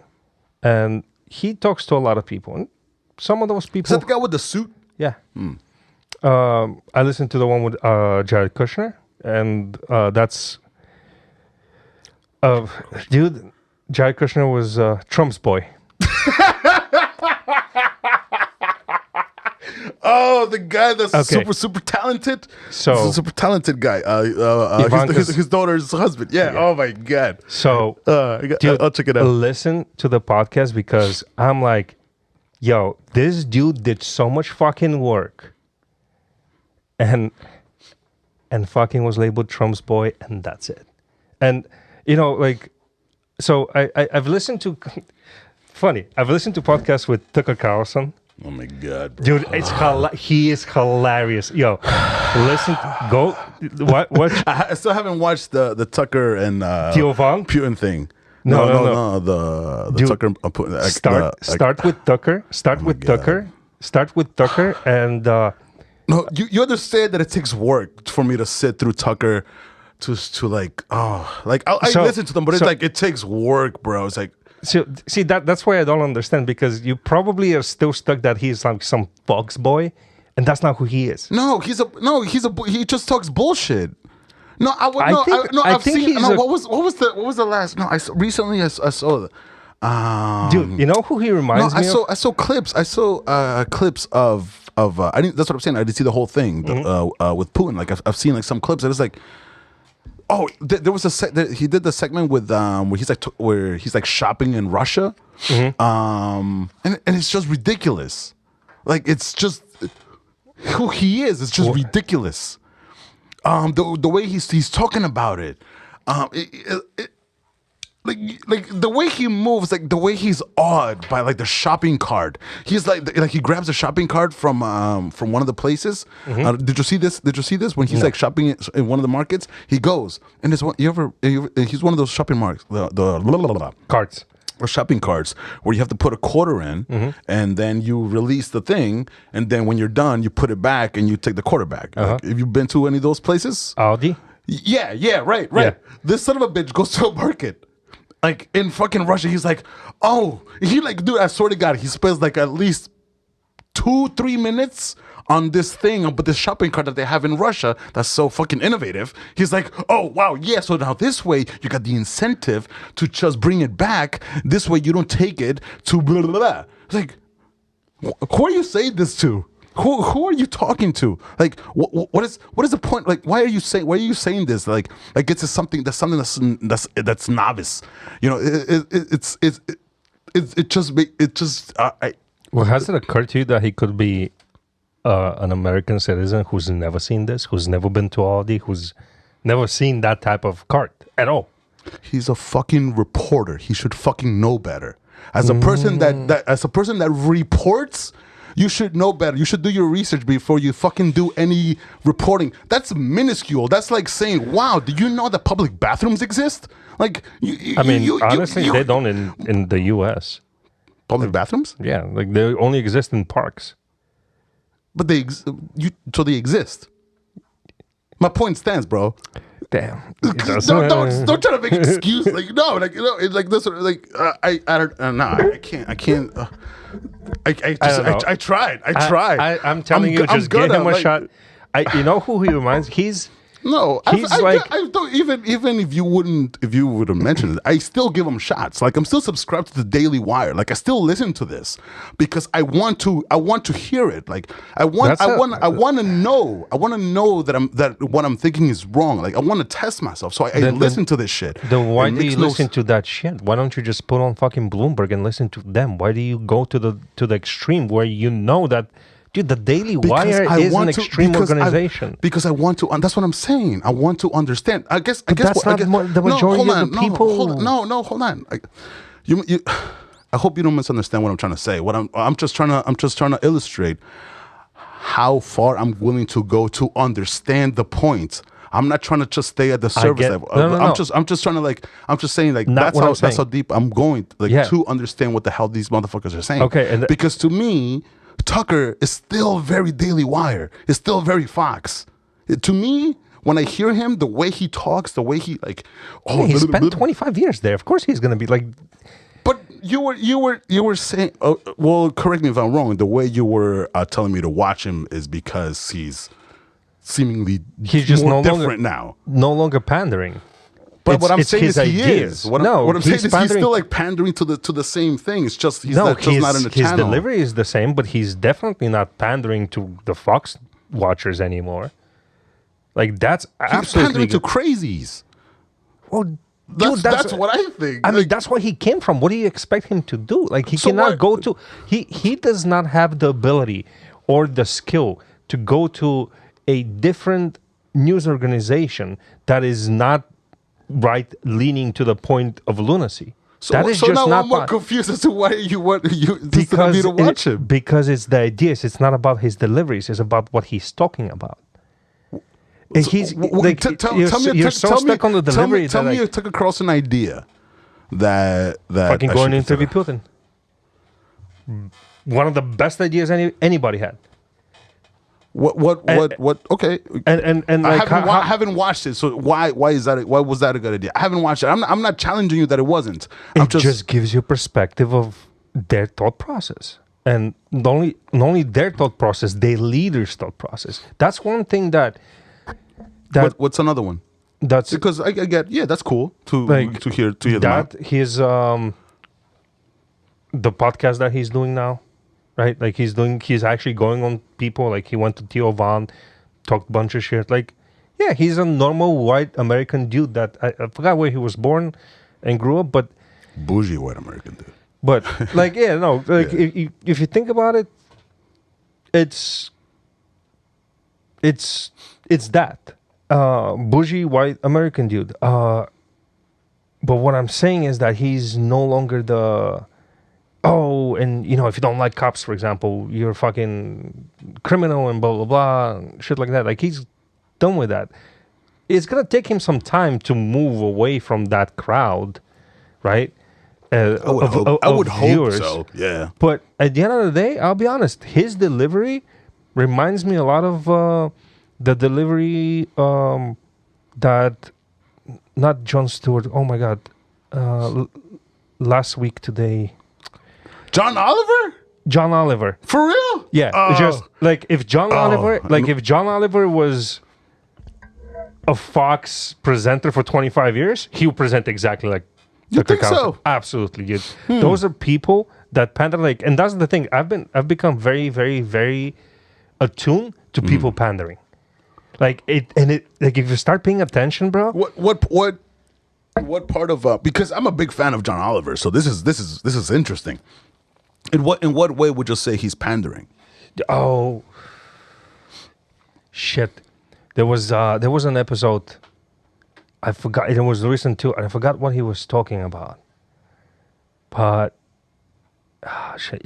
Was it about business? Motherfucker! I'll go back home. I'll research it. I'll get back to you. But yeah, no, please. Yeah. Dude, it was legitimate. It was like, wait. Wouldn't be the first time I take down one of my heroes, so let's do it. No, I'm not taking him down. Not a hero, but like a person I watch. Like, no. Listen, I watch him too. Definitely not a hero, but I like the guy. He's cool. He's definitely cool. The delivery is there. The topics, and a lot of the times... Oh my God! What the fuck was it all about? It was such an interesting topic, and I was like, and I knew a lot about the topic, and what he was saying made no sense. Ah, cool. Yeah. Like it was like, wait a second, like, are you? Yeah. Shit! It had something to do with profits, and I'm like, recent episode, and I was like, yo, my man, like, if you want to talk about a fucking issue, talk about the fact that Flint still does not have fucking drinking water. But it was there's just a whole episode on that. Yeah, but not now. It was probably like a year or two ago.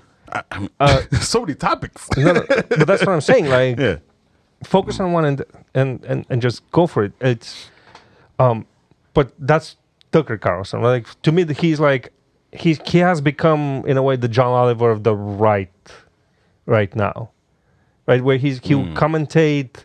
In their style, in their delivery. I mean, the thing, my like favorite thing about anything that I newsworthy that I watch is sources. which is why I try to be adamant. I'm adamant about putting sources out, and that's one of the things that I do appreciate about John Oliver. Anytime he talks about something that seems crazy, he'll put a source, and you can check the source. So that's a big deal for me. Oh yeah. And one thing that homie Carlson is not a source guy. He just says, everybody knows. Well, most people think. Well, not everybody does. But what do you think? He's very vague. His language is very broad, as opposed to that's the language of most people. Right. But when you're supposed to be somebody reporting, my standards for a reporter are very high.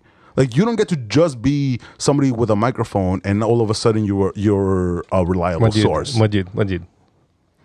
Let me stop you right there. You did. Let me stop you right there. I'm gonna play Kanye real quick because let's make two things clear. Let's do it. Right now, in the mainstream media, reporting is dead. Reporting has been dead since the internet came alive. It's no longer reporting, it's opinions. Okay. So if you're looking for somebody from the mainstream media that is to be a reporter, very rarely you'll find one. Which is why I said my standards are pretty high. That doesn't mean I accept anybody that I agree with. Second, capitalism is dead. Absolutely dead. Gone. Welcome to the world of technological feudalism.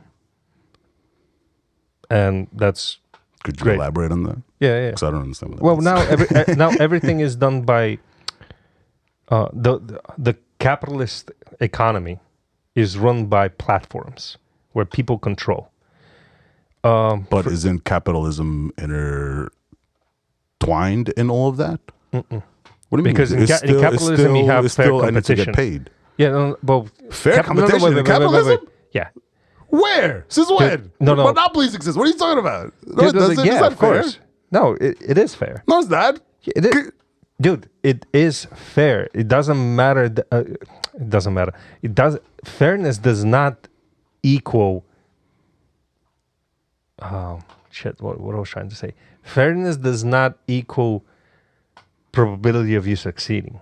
That's not what I'm saying. I'm saying if you have if you could play unfair and gain something, that's not fair, and it often is the fact. People are often do wrong things to get ahead in a capitalistic society like this. It's people buy other people. People buy other people off. The competition itself within the capitalist platform is fair, right? So let's say if you steal away a patent from me, I can take you to court, right? But if you have better lawyers than I do, you can beat me, and then that's fine. No, that's not fair. No, that's the definition of fair. No. See, that's what no, it's not. Fairness. You just said it is. Hold on. Fairness does not mean. No, man. Fairness does not mean fair. Put that in the shirt. Fairness. Made in the USA. Fairness does not mean everything going your way. Fairness means that you can seek reparations for you being wronged in a way that will put the cases in front of. Dude, you can sue anybody. If you can afford it. No. It's not if you can. I could get sued by like a multi-million person, and I can't, what do they call it? It's a fucking lawsuit, which I learned from John Oliver. It was like a slapstick, someone, I forget, it's like some lawsuit that you get sued by these rich motherfuckers. They just sue people for the fuck around because they know you can't afford it. And then you end up giving up your insert land or rights or whatever the fuck. So it's fairness unfair. is within the Fairness is within the system. It's not within the outcomes produced by the system. I think that's where you're. That's a system at work. What do you? Okay. Perfect example. I steal a patent from you. I steal a piece of code from your app. I put that same piece of code into my app. I don't pay you shit. Fuck you.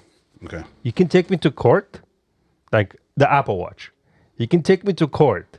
That's the fairness. The outcome of that. What if I don't have any money to take you to court? You can always sue somebody because you can represent yourself. You can always sue somebody. Yeah, but if you have more money and you have better lawyers. Again, you're looking at the fact that I can take you to court is the fairness, not the outcome. I understand. Come on, bro. No. Hold on. Currently, with Facebook and Meta was a very good example. Currently, in Meta, if you do not support certain political views, you could be, quote unquote, you violate community rules. You could be silenced, meaning your post could be taken down, shit like that. You cannot take them to court. Okay. How is that fair? That you can't take them to court? Mm-hmm. I agree. You should be able to take them to court. And that's where... So you agree it's not fair? But that's what I'm trying to explain. That's where the technological feudalism is. I think you're just splitting hairs, bro. No, I'm not splitting hairs. I think it's very clear. Like, yeah, I mean, you're just saying, but dude, if you like, it might seem to you, but if you look deep inside, it's like this. If we're in a capitalist system, right, and I produce content for Meta, and they silence me for whatever reason, I can take them to court. Yeah, that's capitalist system. Feudalism system, especially technological feudalism, you're taking them to court on their own platform where they are the judge, the jury, and the defendant. And there is no way for you to win.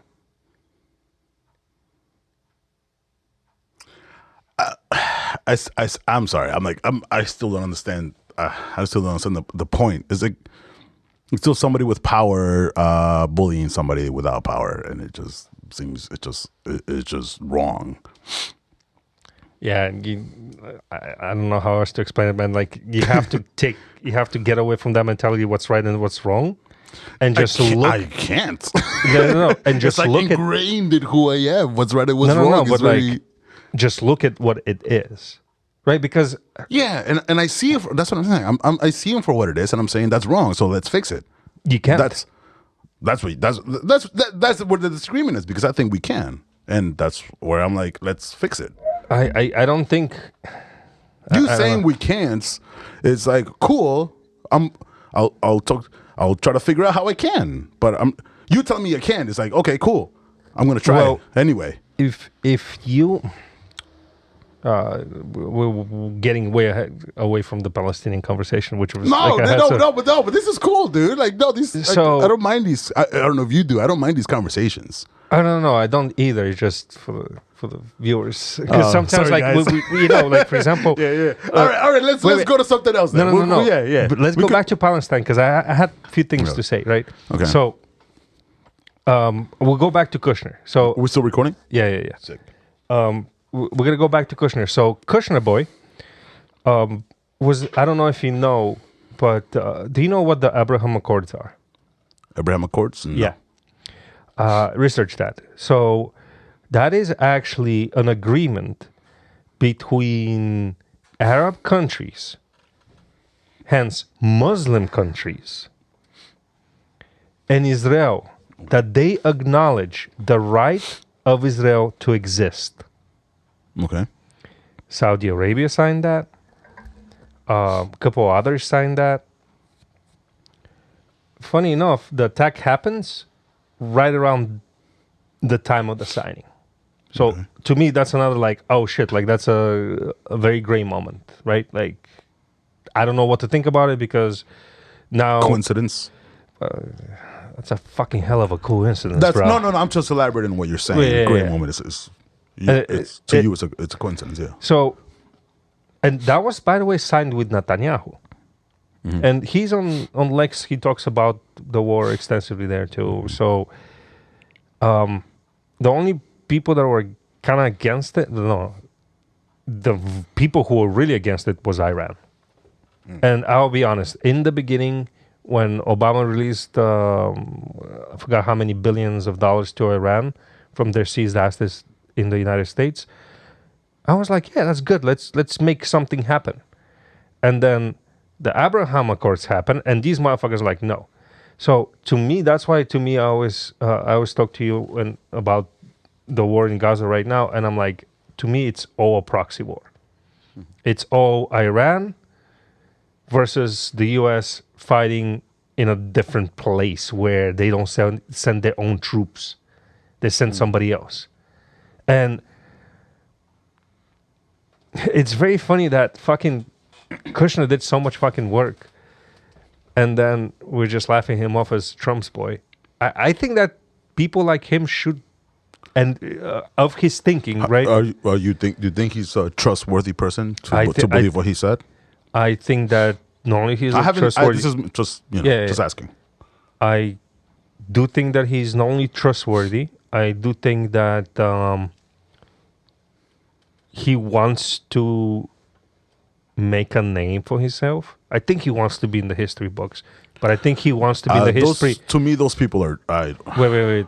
But I think that he wants to be in the history books as the great deal maker. Not, dude. Anybody with that big an ego, I don't want in my life at all. Not even a little bit. I don't think that's a fucking ego. Absolutely, it is. He wants to be the guy that solves the problem. Fuck you, bro. Why, dude? We solve problems. Solve the problem. Just solve it. Like anybody that's looking for like that type of recognition, nah, man. Yeah, but we were laughing him off. That's what I'm trying to tell you. We were laughing him off as a Trump's boy 3 minutes ago, and the dude actually did some fucking pretty good ass work. I mean, I've laughed him off. I'm still gonna see. I gotta see. I'm not. I gotta watch it, and even I gotta fact check him because I don't know. Watch it. He is really knowledgeable. Like, he is somebody that is really a fucking deal maker. And to me, those are the people who should be in power. What other deals has he helped make? That's fucking pretty big, man. Like, that shit doesn't have... Well, I don't... No, what other things has he done? Like, did he talk about other stuff that he's done? Or he's just like, he has this idea? No. He did talk about other shit that he's done. I don't recall it off the top of my head right now. But he brought up a couple good points. He was like, Trump is the only president who never did any military action in any other country. Or he dodged the draft. or he didn't do any actually military work. No, at all. But like, how fucking cool is that? Right? Because... what do you mean? Like I'm saying I don't know. I'm not a president. I don't know. Like, I don't know. Dude, of all people, I'm not giving. I'm gonna give Trump any credit like that. When? No. Not Trump. Clinton started. So Bush Sr. started a war. Clinton started a war. Oh yeah. I know. Bush Jr. started a war. Yeah. Obama started a war. Yeah, I'm not saying they're innocent. I'm not cool like that. Trump is, and I was like, oh, that's a cool shit, right? I mean, yes. Thank you for not sending more people to die. Cool. Yeah. So, to me, that's what a leader is. And when you were talking about earlier about like how they carpet bomb shit and stuff like that, if you put yourself in the shoes of Netanyahu, where you have people who look up to you in these type of moments to make a decision, at one point, it does come down to like, okay, well, how many of my people am I going to send to die? Because, and that's the crazy part about that tribalism shit, right? Because at this point, you don't care. There's no fucking excuse to carpet bomb Gaza. I'm not saying it as an excuse. You just said, but that's literally, dude, you just said not an excuse. You just said, dude, that's not an excuse. If I attack your house, if I attack your house, and you're like, fuck this motherfucker, let's go get them. And you have two choices. Either you send a bomb to my house, or you send 5 of your relatives. Careful, I'm pretty big on right and wrong, so continue. Because my response would be, I'm not gonna. If I know there's civilians in your house, I'm not gonna bomb the civilians just to get you. I wouldn't do that. No, I'm not saying that. Oh, because I thought that's where you were going with. No. Because if it's just you in your house, then 100% I'm bombing your house. But if there's other people in your house, how are you going to know who's in my house? I'm going to ask my big brother who has a big budget and has all this equipment that can check your house, and I'm going to ask him for help so he could check, and then I'm going to know and make an informed decision. That's what I would do. Yeah, but he cannot do that. He could 100% do that. No, he can't. Bro. What? Bro, we couldn't find Saddam for 20 fucking years. Netanyahu couldn't ask the... Bro, George, now you're being ridiculous, bro. I'm not being ridiculous. Yes, you. Dude, I asked you earlier. It's the U.S. military, bro. Hold on. Hold on. There's no way you're just... Come on, George. My man. I asked you earlier. What does a Hamas uniform look like? Yeah, exactly. You tell me. They don't have one. Exactly. Because they're fighting ghosts. They're not fighting anybody, dude. Dude, what do you mean they're not fighting anybody? Dude, Hamas has a spokesperson. Like, they go out there, they take credit and shit like that. What do you mean they don't fight anybody? It's a guerrilla warfare, and that's what I'm trying to explain to you. You think that it's so fucking easy. It's not. Bro. It's very easy not to kill civilians, bro. We're not talking about not killing civilians. We're talking about finding people. Those are two completely different things. Bro, I'm not a military. I'm not gonna tell you the logistics of military war and all that shit because I'm not a commander or any of that shit. I'm not a general. But you have an opinion on it. Yes, my opinion. I was very clear from the get about my opinion about what's going on. My opinion is don't kill civilians, and saying that you're trying to find a terrorist group and bombing the whole fucking land is wrong. Like, you just shouldn't fucking do that. Period. Like, that's it. Don't do that. Don't kill civilians. If you're just gonna say that, well, there's no other way. Well, we don't know which one of these. I'm looking for 5 people and there's millions, so then I'm gonna have to kill all of them.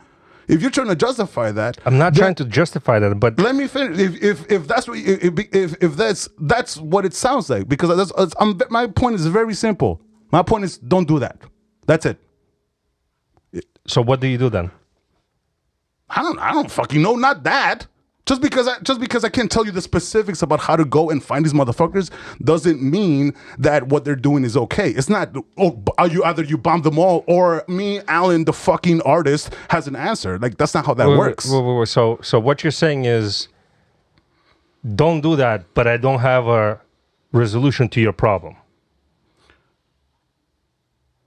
Don't do what you're doing, but there is no other resolution that I can... My resolution is you rely on your fucking special forces and go find these motherfuckers. Don't fucking bomb civilians, period. You saying, oh, well, they can't do that, like, that's bullshit, because they've done it in the past. I'm not, like, again, and you when you said, well, how are you going to do that? They can't do that. You're asking me to give you CIA specific secrets about how the fucking agents do shit. Like, I don't know that shit. All I'm saying and all I know from about my basic ass knowledge about the U.S. military is that these motherfuckers are powerful as fuck. They have fucking equipment. They can do shit. They send special ops all the fucking time. We got Navy SEALs for crying out loud. Fucking John, what's this, that Wicco guy? Like, he goes into detail about the type of shit that they've done. Like, we know they can do this. We know that they can go in and investigate. Just because Alan, David, doesn't know how to do it doesn't mean it's moot. No, man. I'm not trying to dismiss it or anything like that. What I'm trying to tell you... Come on, dude. No. What I'm trying to tell you is that, yeah, I do agree, don't kill civilians. Then that's it. Then we agree. That's it. But... No, there's a but. There's always a but with me. Mr. No Tragedy. Let's go, motherfucker. No. But, did we finish that shit? I need another hit, bro. Go. Oh, yeah, go. So, but I cannot say that I have a solution to the problem. And if what you're doing is working, is not... After they started carpet bombing, no. Listen to me. After they started carpet bombing, how many attacks have been there? Bro, they've killed over 30,000 people, mostly children. Yeah, no shit. Like, what, dude? Like, Bro. Okay. Bro. No. They killed 30,000 people, mostly children. All right. What are you trying to say if those 30,000 people, if there was no action? Like that's what I'm not understanding. It's like you're constantly saying, don't do that, don't do that, don't do that, which I agree with. Like on moral high ground, I agree with. I'm waiting for the but part, bro. But practically, there's no fucking other way to do it. If they had other ways to do it, you're saying there's no other way but to slaughter these people. If I'm pretty sure if there was, they would have fucking done it. Bro, these motherfuckers, I'm telling you, these motherfuckers have said that they believe this land is owed to them. You said the extremist groups. I said people that are fucking in the IDF, the fucking military that's doing this shit, bro. Is what I'm saying. Like it's not as black and white as you trying to keep painting the picture that it's just like all these people's like, oh no, we got this, and it's like, bro, they're embedded in the fucking there's fucking what is it, in a fucking synagogue in New Jersey. They're doing a sale for the West Bank real estate. They're doing this shit right now. Like this is like a thing that they're trying to take this land. This is not like, oh, they're just trying to defend themselves, is what I'm saying. They're motherfuckers intertwined in the fucking IDF that believe that this land is owed to them. And they're willing to kill for that. But that's like every other extremists. Like, bro, George, they're slaughtering people, and there's no fucking ifs or buts about this. It's wrong. Period. Full stop. There's nothing around it, dude. Yeah, you continue saying full stop, and like that shit ain't gonna stop. No, I'm saying the fact that is what is happening is. I'm saying my point. Like there's no argument. Is what I'm saying. I'm not saying full stop in the sense that the war stops. I'm saying this is what it is. No buts. In response to your butt. I'm saying there's no buts. No, I get that's what I'm saying.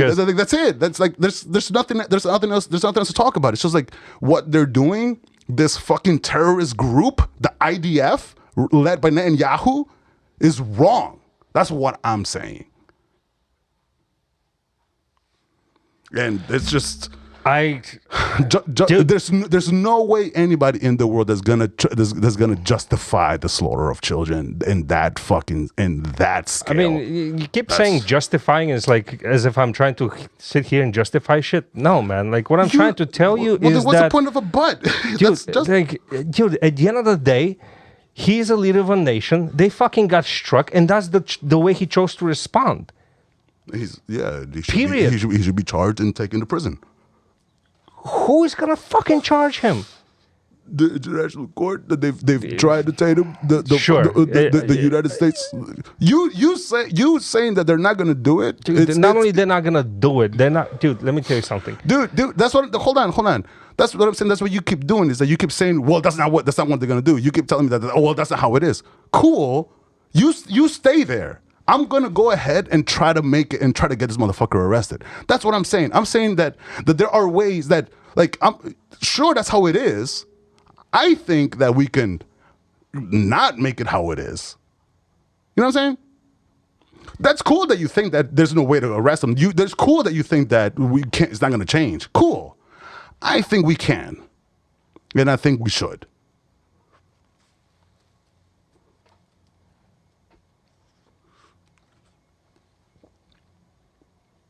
I love you, by the way. I know.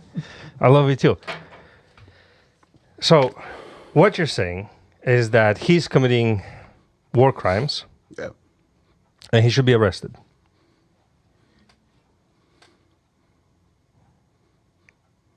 Okay. I follow that thought.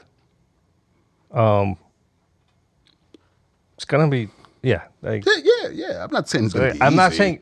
I'm not. I totally agree with you. I just, and for dude, I think that you and I, the points of view of the conflict that we have are completely different, and that's why we cannot. Yeah, that's fair. Yeah. Because to me, it's like it's like this. It's like, oh, Israel has this shit. They've been at war for pretty much from the inception. There is a lot deeper history down there than what you and I know from the media. Sure, yeah. And at the end of the day, he's doing something that is the equivalent. Well, no, that is genocidal in nature. If there was a world court, he probably would have been charged by now. But I think that if that's the case, so should be charged the Hamas leaders. I think that the rules of engagement in that thing have to be changed. Where what I'm saying to where you and I don't really see each other is that you're saying, well, this should not be it. Well, I'm saying, well, there's no way to avoid it in the current space. Right. Like that, and now that I realize that, I'm like, oh yeah, because you're like, oh no, he's doing A, B, and C. They should not do that, and I'm like, yeah, but at the current thing, I know what's happening. Yeah, like that's the only appropriate. Man. Dude, I'm telling you, man. I think that this is really a proxy war, and that's why I don't talk about it, because what bothered me the most, and I could not explain that myself, and like it still bothers me, is that I think our perception of Palestinians could be misguided. And I'll tell you why. In the beginning, Egypt has a border with Palestine, and they kept that shit closed. They did not want any of them inside. Nothing. When they were asked why, they were like, we don't know who is part of a Hamas in the people that are going to come in. We have no way to vet them. Shit like that. And I was like, and my train thought was like, wow, if another Arab country straight up says, no, fuck you, we're going to close you so you can probably die over there. There's some shit that they know that we don't know. And that till this day sits in the back of my mind, and I'm like, why they did that? And even now, they still don't allow a lot of refugees from the Gaza Strip into Egypt. It freaked me the fuck out, bro. Because in a way, it kind of seemed that they had some interest in that war as well. Man. Right, like, and that's why why that whole fucking religion point that I was trying to make earlier. Right? Yeah. I see what you're saying. Is like you're like looking at it. Like, why would a nation decide to do this to another nation? No, to another nation of the same faith. It's not like you're letting a bunch of Christians in. Because that's interesting, because I didn't think about even the fact that they were the same religion, because you have the same values. You know how people say, I don't see color, I don't see religion. To me, everybody just blends. Right? Like, no, to me, yeah. I don't know. I mean, people are assholes. To each other all the freaking time. I couldn't tell you why. Oh, well, I have an idea about that. Well, I'm not going to say about the history, but I definitely have. It's like this. You're Mexican, right? Would you ever let a cartel member near any of your family members? If I knew he was a cartel member? Yeah. No, probably not. A dangerous person, no. Yeah. 'Cause I would see them. I would think they were dangerous. And like, and I think that, I just think that shit has been going on for so long over there that at one point people. But you're assuming that any Palestinian is in that scenario is a cartel member. Not any. Well, I mean, let me rephrase that. I don't mean by any as in all. I mean by very few, but still can leak through. And I think that's what. If you presented me a person and I didn't know whether or not they were a cartel member and I knew nothing about their history, I would take them at their word every time. Yeah, and that's a very dangerous thing. Yeah, no, I like to live dangerously, but living on the edge is the best way I can stay sane, man. Living on the edge. Let people show me who they are. And it's not like bad people are bad to pick out. Like, you know when somebody's suspicious, man. Even those that think they're very good at hiding it, like you could pick them out, man. I don't know. I'm not that what is it called? Sure in my skills to. Oh man, people. I don't think I'm not saying I'm fucking like I'm a pro. Like, no, not even. Get out of here. But like. Wait. It's not. Oh shit! Not because. Fuck. You fucking silly goose! I'm trying to put it back. Just light it. I'm not saying because I think I'm skilled. It's because the times that I've caught them, they're so easy. You know, you could just tell. Oh yeah. You know. Oh no, I'm not saying I'm fucking dude, no. Fuck out of here, dude. I'm an idiot. That bothered me, and like, I was like, yo, like, why would you do that? Like, if there was a war, let's say right now in Macedonia.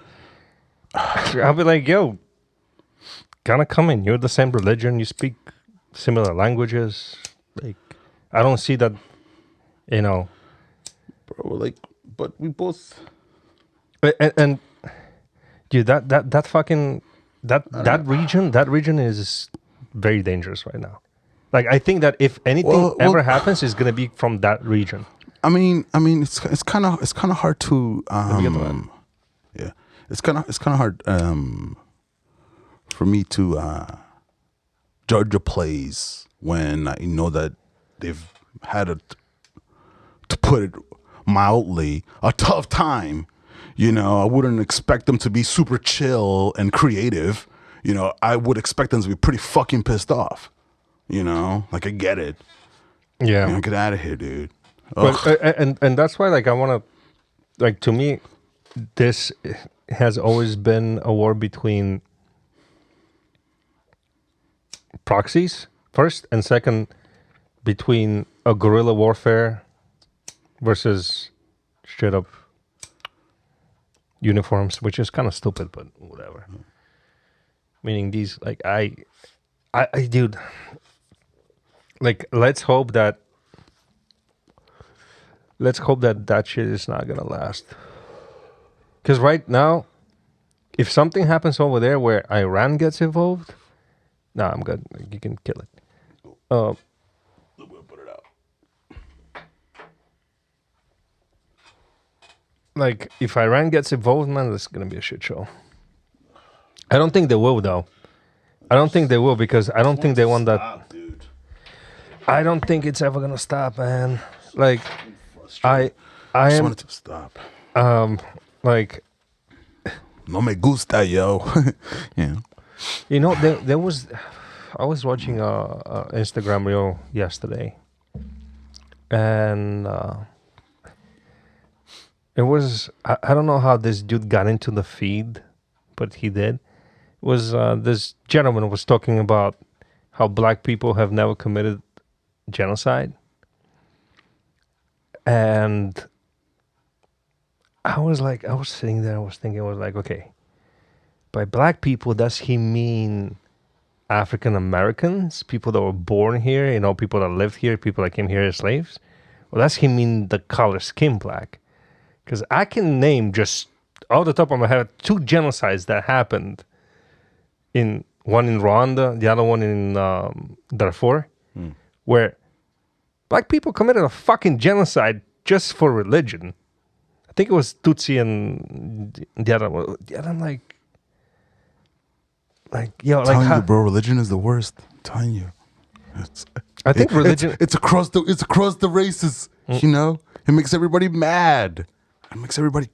I think that's tribalism. Trust me, man. No. I think that's tribalism. Yeah, I saw this question. I saw you know how you see those questions on the webs. It was like, if you could say something, if you could say one phrase to everybody in the world at the same time, what would you say? I was like, you're right. Everybody else is wrong. That is evil. Yo. Why is it evil, George? Why is it evil? That Why is could evil. possibly be dangerous, right? Exactly, because you understand how fucking dangerous that shit is, dude. Yeah. Oh my god, dude. It's just so funny though, right? Like, Are you kidding me? Are you kidding me? Like everybody like that, dude. Like fucking that. Understand who we are. Understand who you are. You know what I'm saying? Oh my god. It'd be fucking mad. It'd be chaos.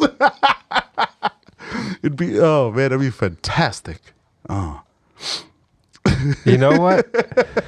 Now that I'm thinking about it, What's that?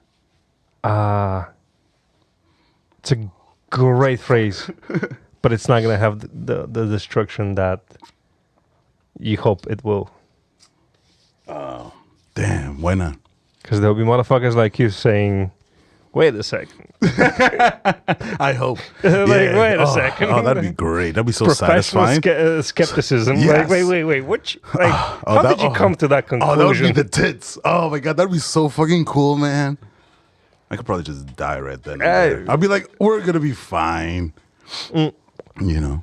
I mean, we hopefully, like, dude. I don't know. I think that if right now something knocks off our satellites, we're toast. We'll be toast for. One reason why I started stacking up cash a little bit more. Really? Yeah. Because so Putin's latest saying was, "Hey, let's have a nuclear war," which is quite misunderstood. Because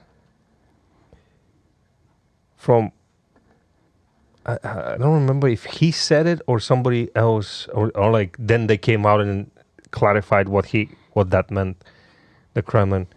But what he was saying is like, let's have a nuclear war in space. What? Yeah. We're having Star Wars?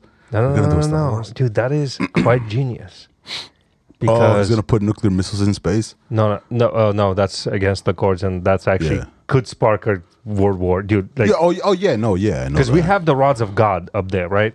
But the rods of God are not nuclear, which is a very interesting weapon. Do you know about it? No. Yo, tell me about the rods of God, bro. Dude, fucking physics, bro. God damn it! I swear to God. Basically, it's rocket-shaped rods. I think they're titanium or whatever, some like heavy metal that can sustain and be still impactful when it enters the atmosphere and doesn't burn up in the atmosphere. Mm-hmm. It has the power of like 4 nuclear bombs or some shit like that, but it has no nuclear waste. It's basically you just dropping a rod from way out of space onto a fucking city. It is. I was like, oh, this is physics. It's so depressing, bro. It's not. Yes, it is. Shut up, dude. Dude, why is it depressing? Not nice. Dude, why is it depressing? Doesn't it fucking kind of excite you a little bit? No, it doesn't excite me. I don't want to die, dude. Hold on. Doesn't it excite you a little bit that we have that weapon that could be not detonated, but used in any second? And people out there like, nah, that's too much. Jesus Christ. That's too much. I'm going to go someplace else. But, and here's the thing.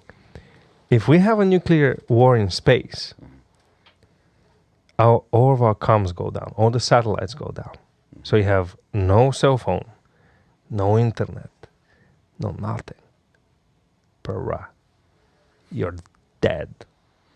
Oh, it's gonna be you're hard. Yeah. you're dead. Like, Yeah. I guarantee you, within 2 hours, all the supply chains will fail, which means no keeps food, tripping me.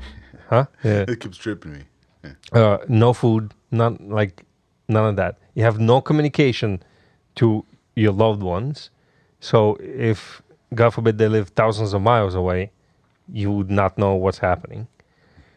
The only access you have is the people around you, and people become tribal. Yeah. Yeah. People will become tribal, and I think that's a scary shit. Like, that scares me the most. Like, I don't care about what. If Like, shit goes down, yeah, you should have a plan, right? Well- yeah, you should make a. Do you have a plan? You should make a plan with your family. It's like, hey guys, you know, so I like don't have a plan. have like a notebook, you know, like write everything out. It's like, oh, George, you're just being crazy, but give them all a copy, and then when shit goes down, it's like the fucking notebook, like ba ba ba ba ba. Yo, boom. I'm gonna do that now. Yo, that makes sense, right? That makes total sense. Yo, I think I'm gonna do that too. Time, man, yeah. Because, like, yo, Yeah, no, that's a good idea. Hey, man, you never know. Just in case. If anything, you're wrong. But if you're right, you'll be all right. it's planning at its best. Yeah. I'm so Palestine. Yeah, free Plan. Palestine. Where Plan. we at? I think like about 2 hours, give or take. Oh, snap. Cool. 2 hours, 10 minutes. I say. Want to end it? No. Let's talk a little bit more about other topics. Oh, Because I think that It's gonna be Palestine tight. was a little bit too heavy for the listeners. Because all right. I totally understand. No, let's move forward then. No, Let's no, go no, somewhere no. else. We are, but I totally understand many what I totally understand what your point of view is, and I respect it. And again, I think it was the understanding between how we look at the problem ourselves. Yeah. Is it true that like bartenders always have to like wash something or like Have to wash something? not wash.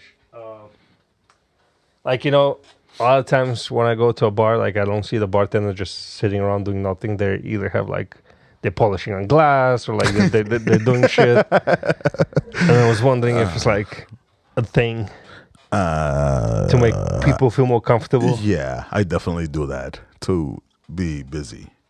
Like I straight up grab glass that's already on the shelf and I'll just start polishing it. If I don't have anything to do, I don't like filling my stuff in front of people like necessarily. If I have to do it, I'll do it. But no, yeah, I'm a polisher. You're a polisher. I'm not just standing there because I'm already awkward as a person. So I need to be doing something. So what made you move to bartending? Oh, it's a lot of fun. I enjoy doing it, and it allows me to work on my business. And it's cool. You get to meet all kinds of people. Yeah, making drinks, man. Yeah. So favorite cocktail and then favorite neat drink. Favorite cocktail. That's a funny one. I don't know. I'm a simple guy. I like old fashions. It's my go-to. Yeah. Bourbon. Prefer to sip. Got into some tequilas recently. But Tequila's the shit. yeah. Like, I don't think there should be any other drinks. Alcoholic. Yeah. I'll be honest. Yeah, like, dude. Yeah. No, tequila's where it's at. But if I'm like chilling, it's good to have like a bourbon. Yeah. Unless we're over here, we're drinking some wine. well, we drink wine because Yeah. if we start drinking tequila and bourbon, Tequila it's and gonna be bourbon. bad. Yeah. Or cervezas. I like cervezas también. Yeah. Yeah, beers. I honestly started getting away from Why? the bloating. The bloating. The bloating was They're so refreshing though. a big part of it. I think that actually white wine is way more refreshing to me than a beer. There is there's the fact of the bloating, of course. And So I think also the bloating it's is a problem. It The is. bloating is where it's at. Yeah. Yeah. I've always been bloated, so it kind of just fits right Stays. in. Yeah. Dude, so I used to love beer and I had no issues with the bloating. and then one day Lisa was like, "Hey." You bloating. No. She was like, "Hey, I want to drink some wine." And I was like, "All right." So I drank some wine with her, like 1 bottle, 2 bottle white wine. It was the summer we were at home. And then I got a little tipsy. And I was like, "Oh, this is mad nice." And I was like, "Wait a second. I don't feel like I'm weighing a keg." Like, what? This is super nice. And since then, I actually started drinking a lot more white wine, especially during hot days. hot days. What kind of white wines? Sauvignon Blancs. Oh, yeah. Dude, like for a hot day, you cannot go wrong with it goes great with a salad. It goes so great good. by itself, especially Marlboro New Zealand ones. Oh my God. You have New Zealand citrusy. forever. Yeah, it's citrusy and it's natural sweetness. It's not like fucking, added whatever to make your beer flavored. Yeah. I was like, fuck yeah. Yeah. The other thing, champagne. Especially now that I found affordable champagnes from Costco. I like Prosecco's more. I like the citrusy. They tend to be more on the citrusy side. I feel like champagnes, they're a little bit more like this. Yeah. They do this. But in my champagne is mostly Chablis, right? Like from what I'm understanding. And it also depends on which champagne you get, right? Like there's Cruz, then there's Grand Cruz. Yeah. It depends if they make their own thing. But with Prosecco's, Lisa, my wife, loves Prosecco's. And with them, the bubbles are too big for me. So I like the bubbles. yeah. Of course, everybody likes the bubbles. Have you tasted champagne and Prosecco side by side? I don't think so. Maybe I have. I don't I know. did it, and here's the comparison that I can give you. Imagine the bubbles being little bows on your tongue. Okay. With Prosecco, you get about 20 small balls on your tongue with each sip. With champagne, It's a funny analogy. I know, but it makes Picture sense. balls on your tongue. But it makes sense because next time you drink bubbly, like just Think remember. about the balls. Think about it as balls in you. All right, dude. Let's go. Let's do this. and champagne is like 150 extra small balls Jesus Christ. on your tongue. Oh, dang. That's a lot of balls. It's a lot of balls. I'll stay with my Prosecco if I have to. Jesus Christ. Not that much into balls. Like I got 2 already. Don't need more. Charlie. Yeah, that's funny. Yo, what if you had 3 balls? It's the 3-ball man. Yeah. I would Like, how do you know I'm not, right? No. But like, I would go to bars. Oh no! I would go to restaurants. What are you gonna do? I would go to restaurants and like find like really fine women with their men, and I'm gonna go ahead like put my arm around their man and be like, "Yeah, I bet you that my balls plus his balls are 5." What? And she would be like, "I don't believe you. And I'm like, yeah, let's go to the bathroom and check. Yeah. That's how I'm gonna get my postmolingo. Hey, that's one way to do it. Yeah, sure. Oh man, it's bulletproof. Yeah. Wow. No, It's so suave. actually, it's not. Up until the day you come to next to a guy that either has one bow or no bow. Yeah. Well, the ones with no bows, it's easy to tell because they have tits. So Really? yeah. What It's actually the side effect. One of the side effects of testicular cancer when they remove your thingies. Yeah. And you're on TRT, you grow tits. No shit. Yeah. Wow. Because your body produces estrogen. So up until you get it right. Oh, wow. Like- That's wild. That's wild, dude. Yeah. Yo. You know what else bothers me? What's that? Orcas killing white sharks for their liver. Orcas killing white sharks. Yo, orcas are assholes, bro. I think they're apex predators. I'm sorry. They are. No, they I are. think They they're are by like- definition, they are apex predators. That's like their category. No, they're fucking savages, dude. Yeah. No. But they're fucking assholes. You see, like those videos. Like, we spoke about this before. Like when they're like playing with their food, not like tossing the fucking seals. Like they like. Wait, is the seal dead? Because I think that. No, they're alive. Oh yeah, dude, they do that. I actually watched the documentary on it. They play with their food, They bro. They're don't- fucking no. assholes. They do that so the seal gets stunned, Oh. so they can eat him easier. Because it's much easier to eat your food when it's not flapping around. You know, like It's the equivalent of punching in the face, basically. for real, it is. Dude, they do that I'm shit to sharks. hunting you. Dude, they do that shit to sharks. Oh my god, that's crazy. They yo. do that same shit to sharks. They toss them up in the fucking air. Oh my god, I haven't seen that one. Oh, dude. I'll look that shit up, bro. So this is amazing. So they started hunting sharks now. Well, now probably for the past few years. yeah. But they only hunt them for their liver. So what they do, they're What? fucking, yeah. They hunt them only for the liver. How do you know? Like what? How do you know?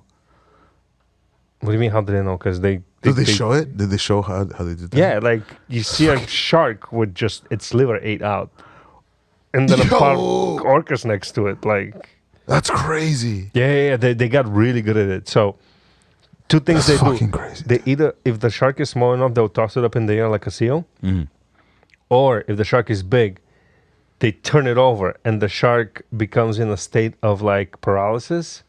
So it's like in a transit state. So it's like, oh, Yeah. You know, this feels It's mad upside good. down. Yeah. Yeah. When it's upside down, and they eat the liver, and they know exactly where the liver is. They don't eat nothing else of the shark. Just like bite it and walk away. Wow. Yo, I was like, tease, motherfucker. I'm like, don't give them Yo. weapons. Don't give them weapons. Oh my god, dude, they're gonna take over. What? Dude, can you yo, Yeah, I can imagine. bro? I It's imagine gonna be a lot of things. bro. It's gonna But the be sea pandas, bro, they're fucking vicious. Yeah. It's like pandas are dangerous. Oh man. No, that- no. But we should wrap it up soon though. yeah. if No, that's we okay are with you. wrapping it up right now. Actually, we don't know when the next episode is gonna be. Who knows? Just say like we'll see you next time. Yeah, we don't gotta say anything. We'll see you next time. Thanks for tuning in. Yeah, he said. We'll see you next White time. privilege. Peace. See you next Thanks time. for tuning in. Peace. Bye. Later. Ay.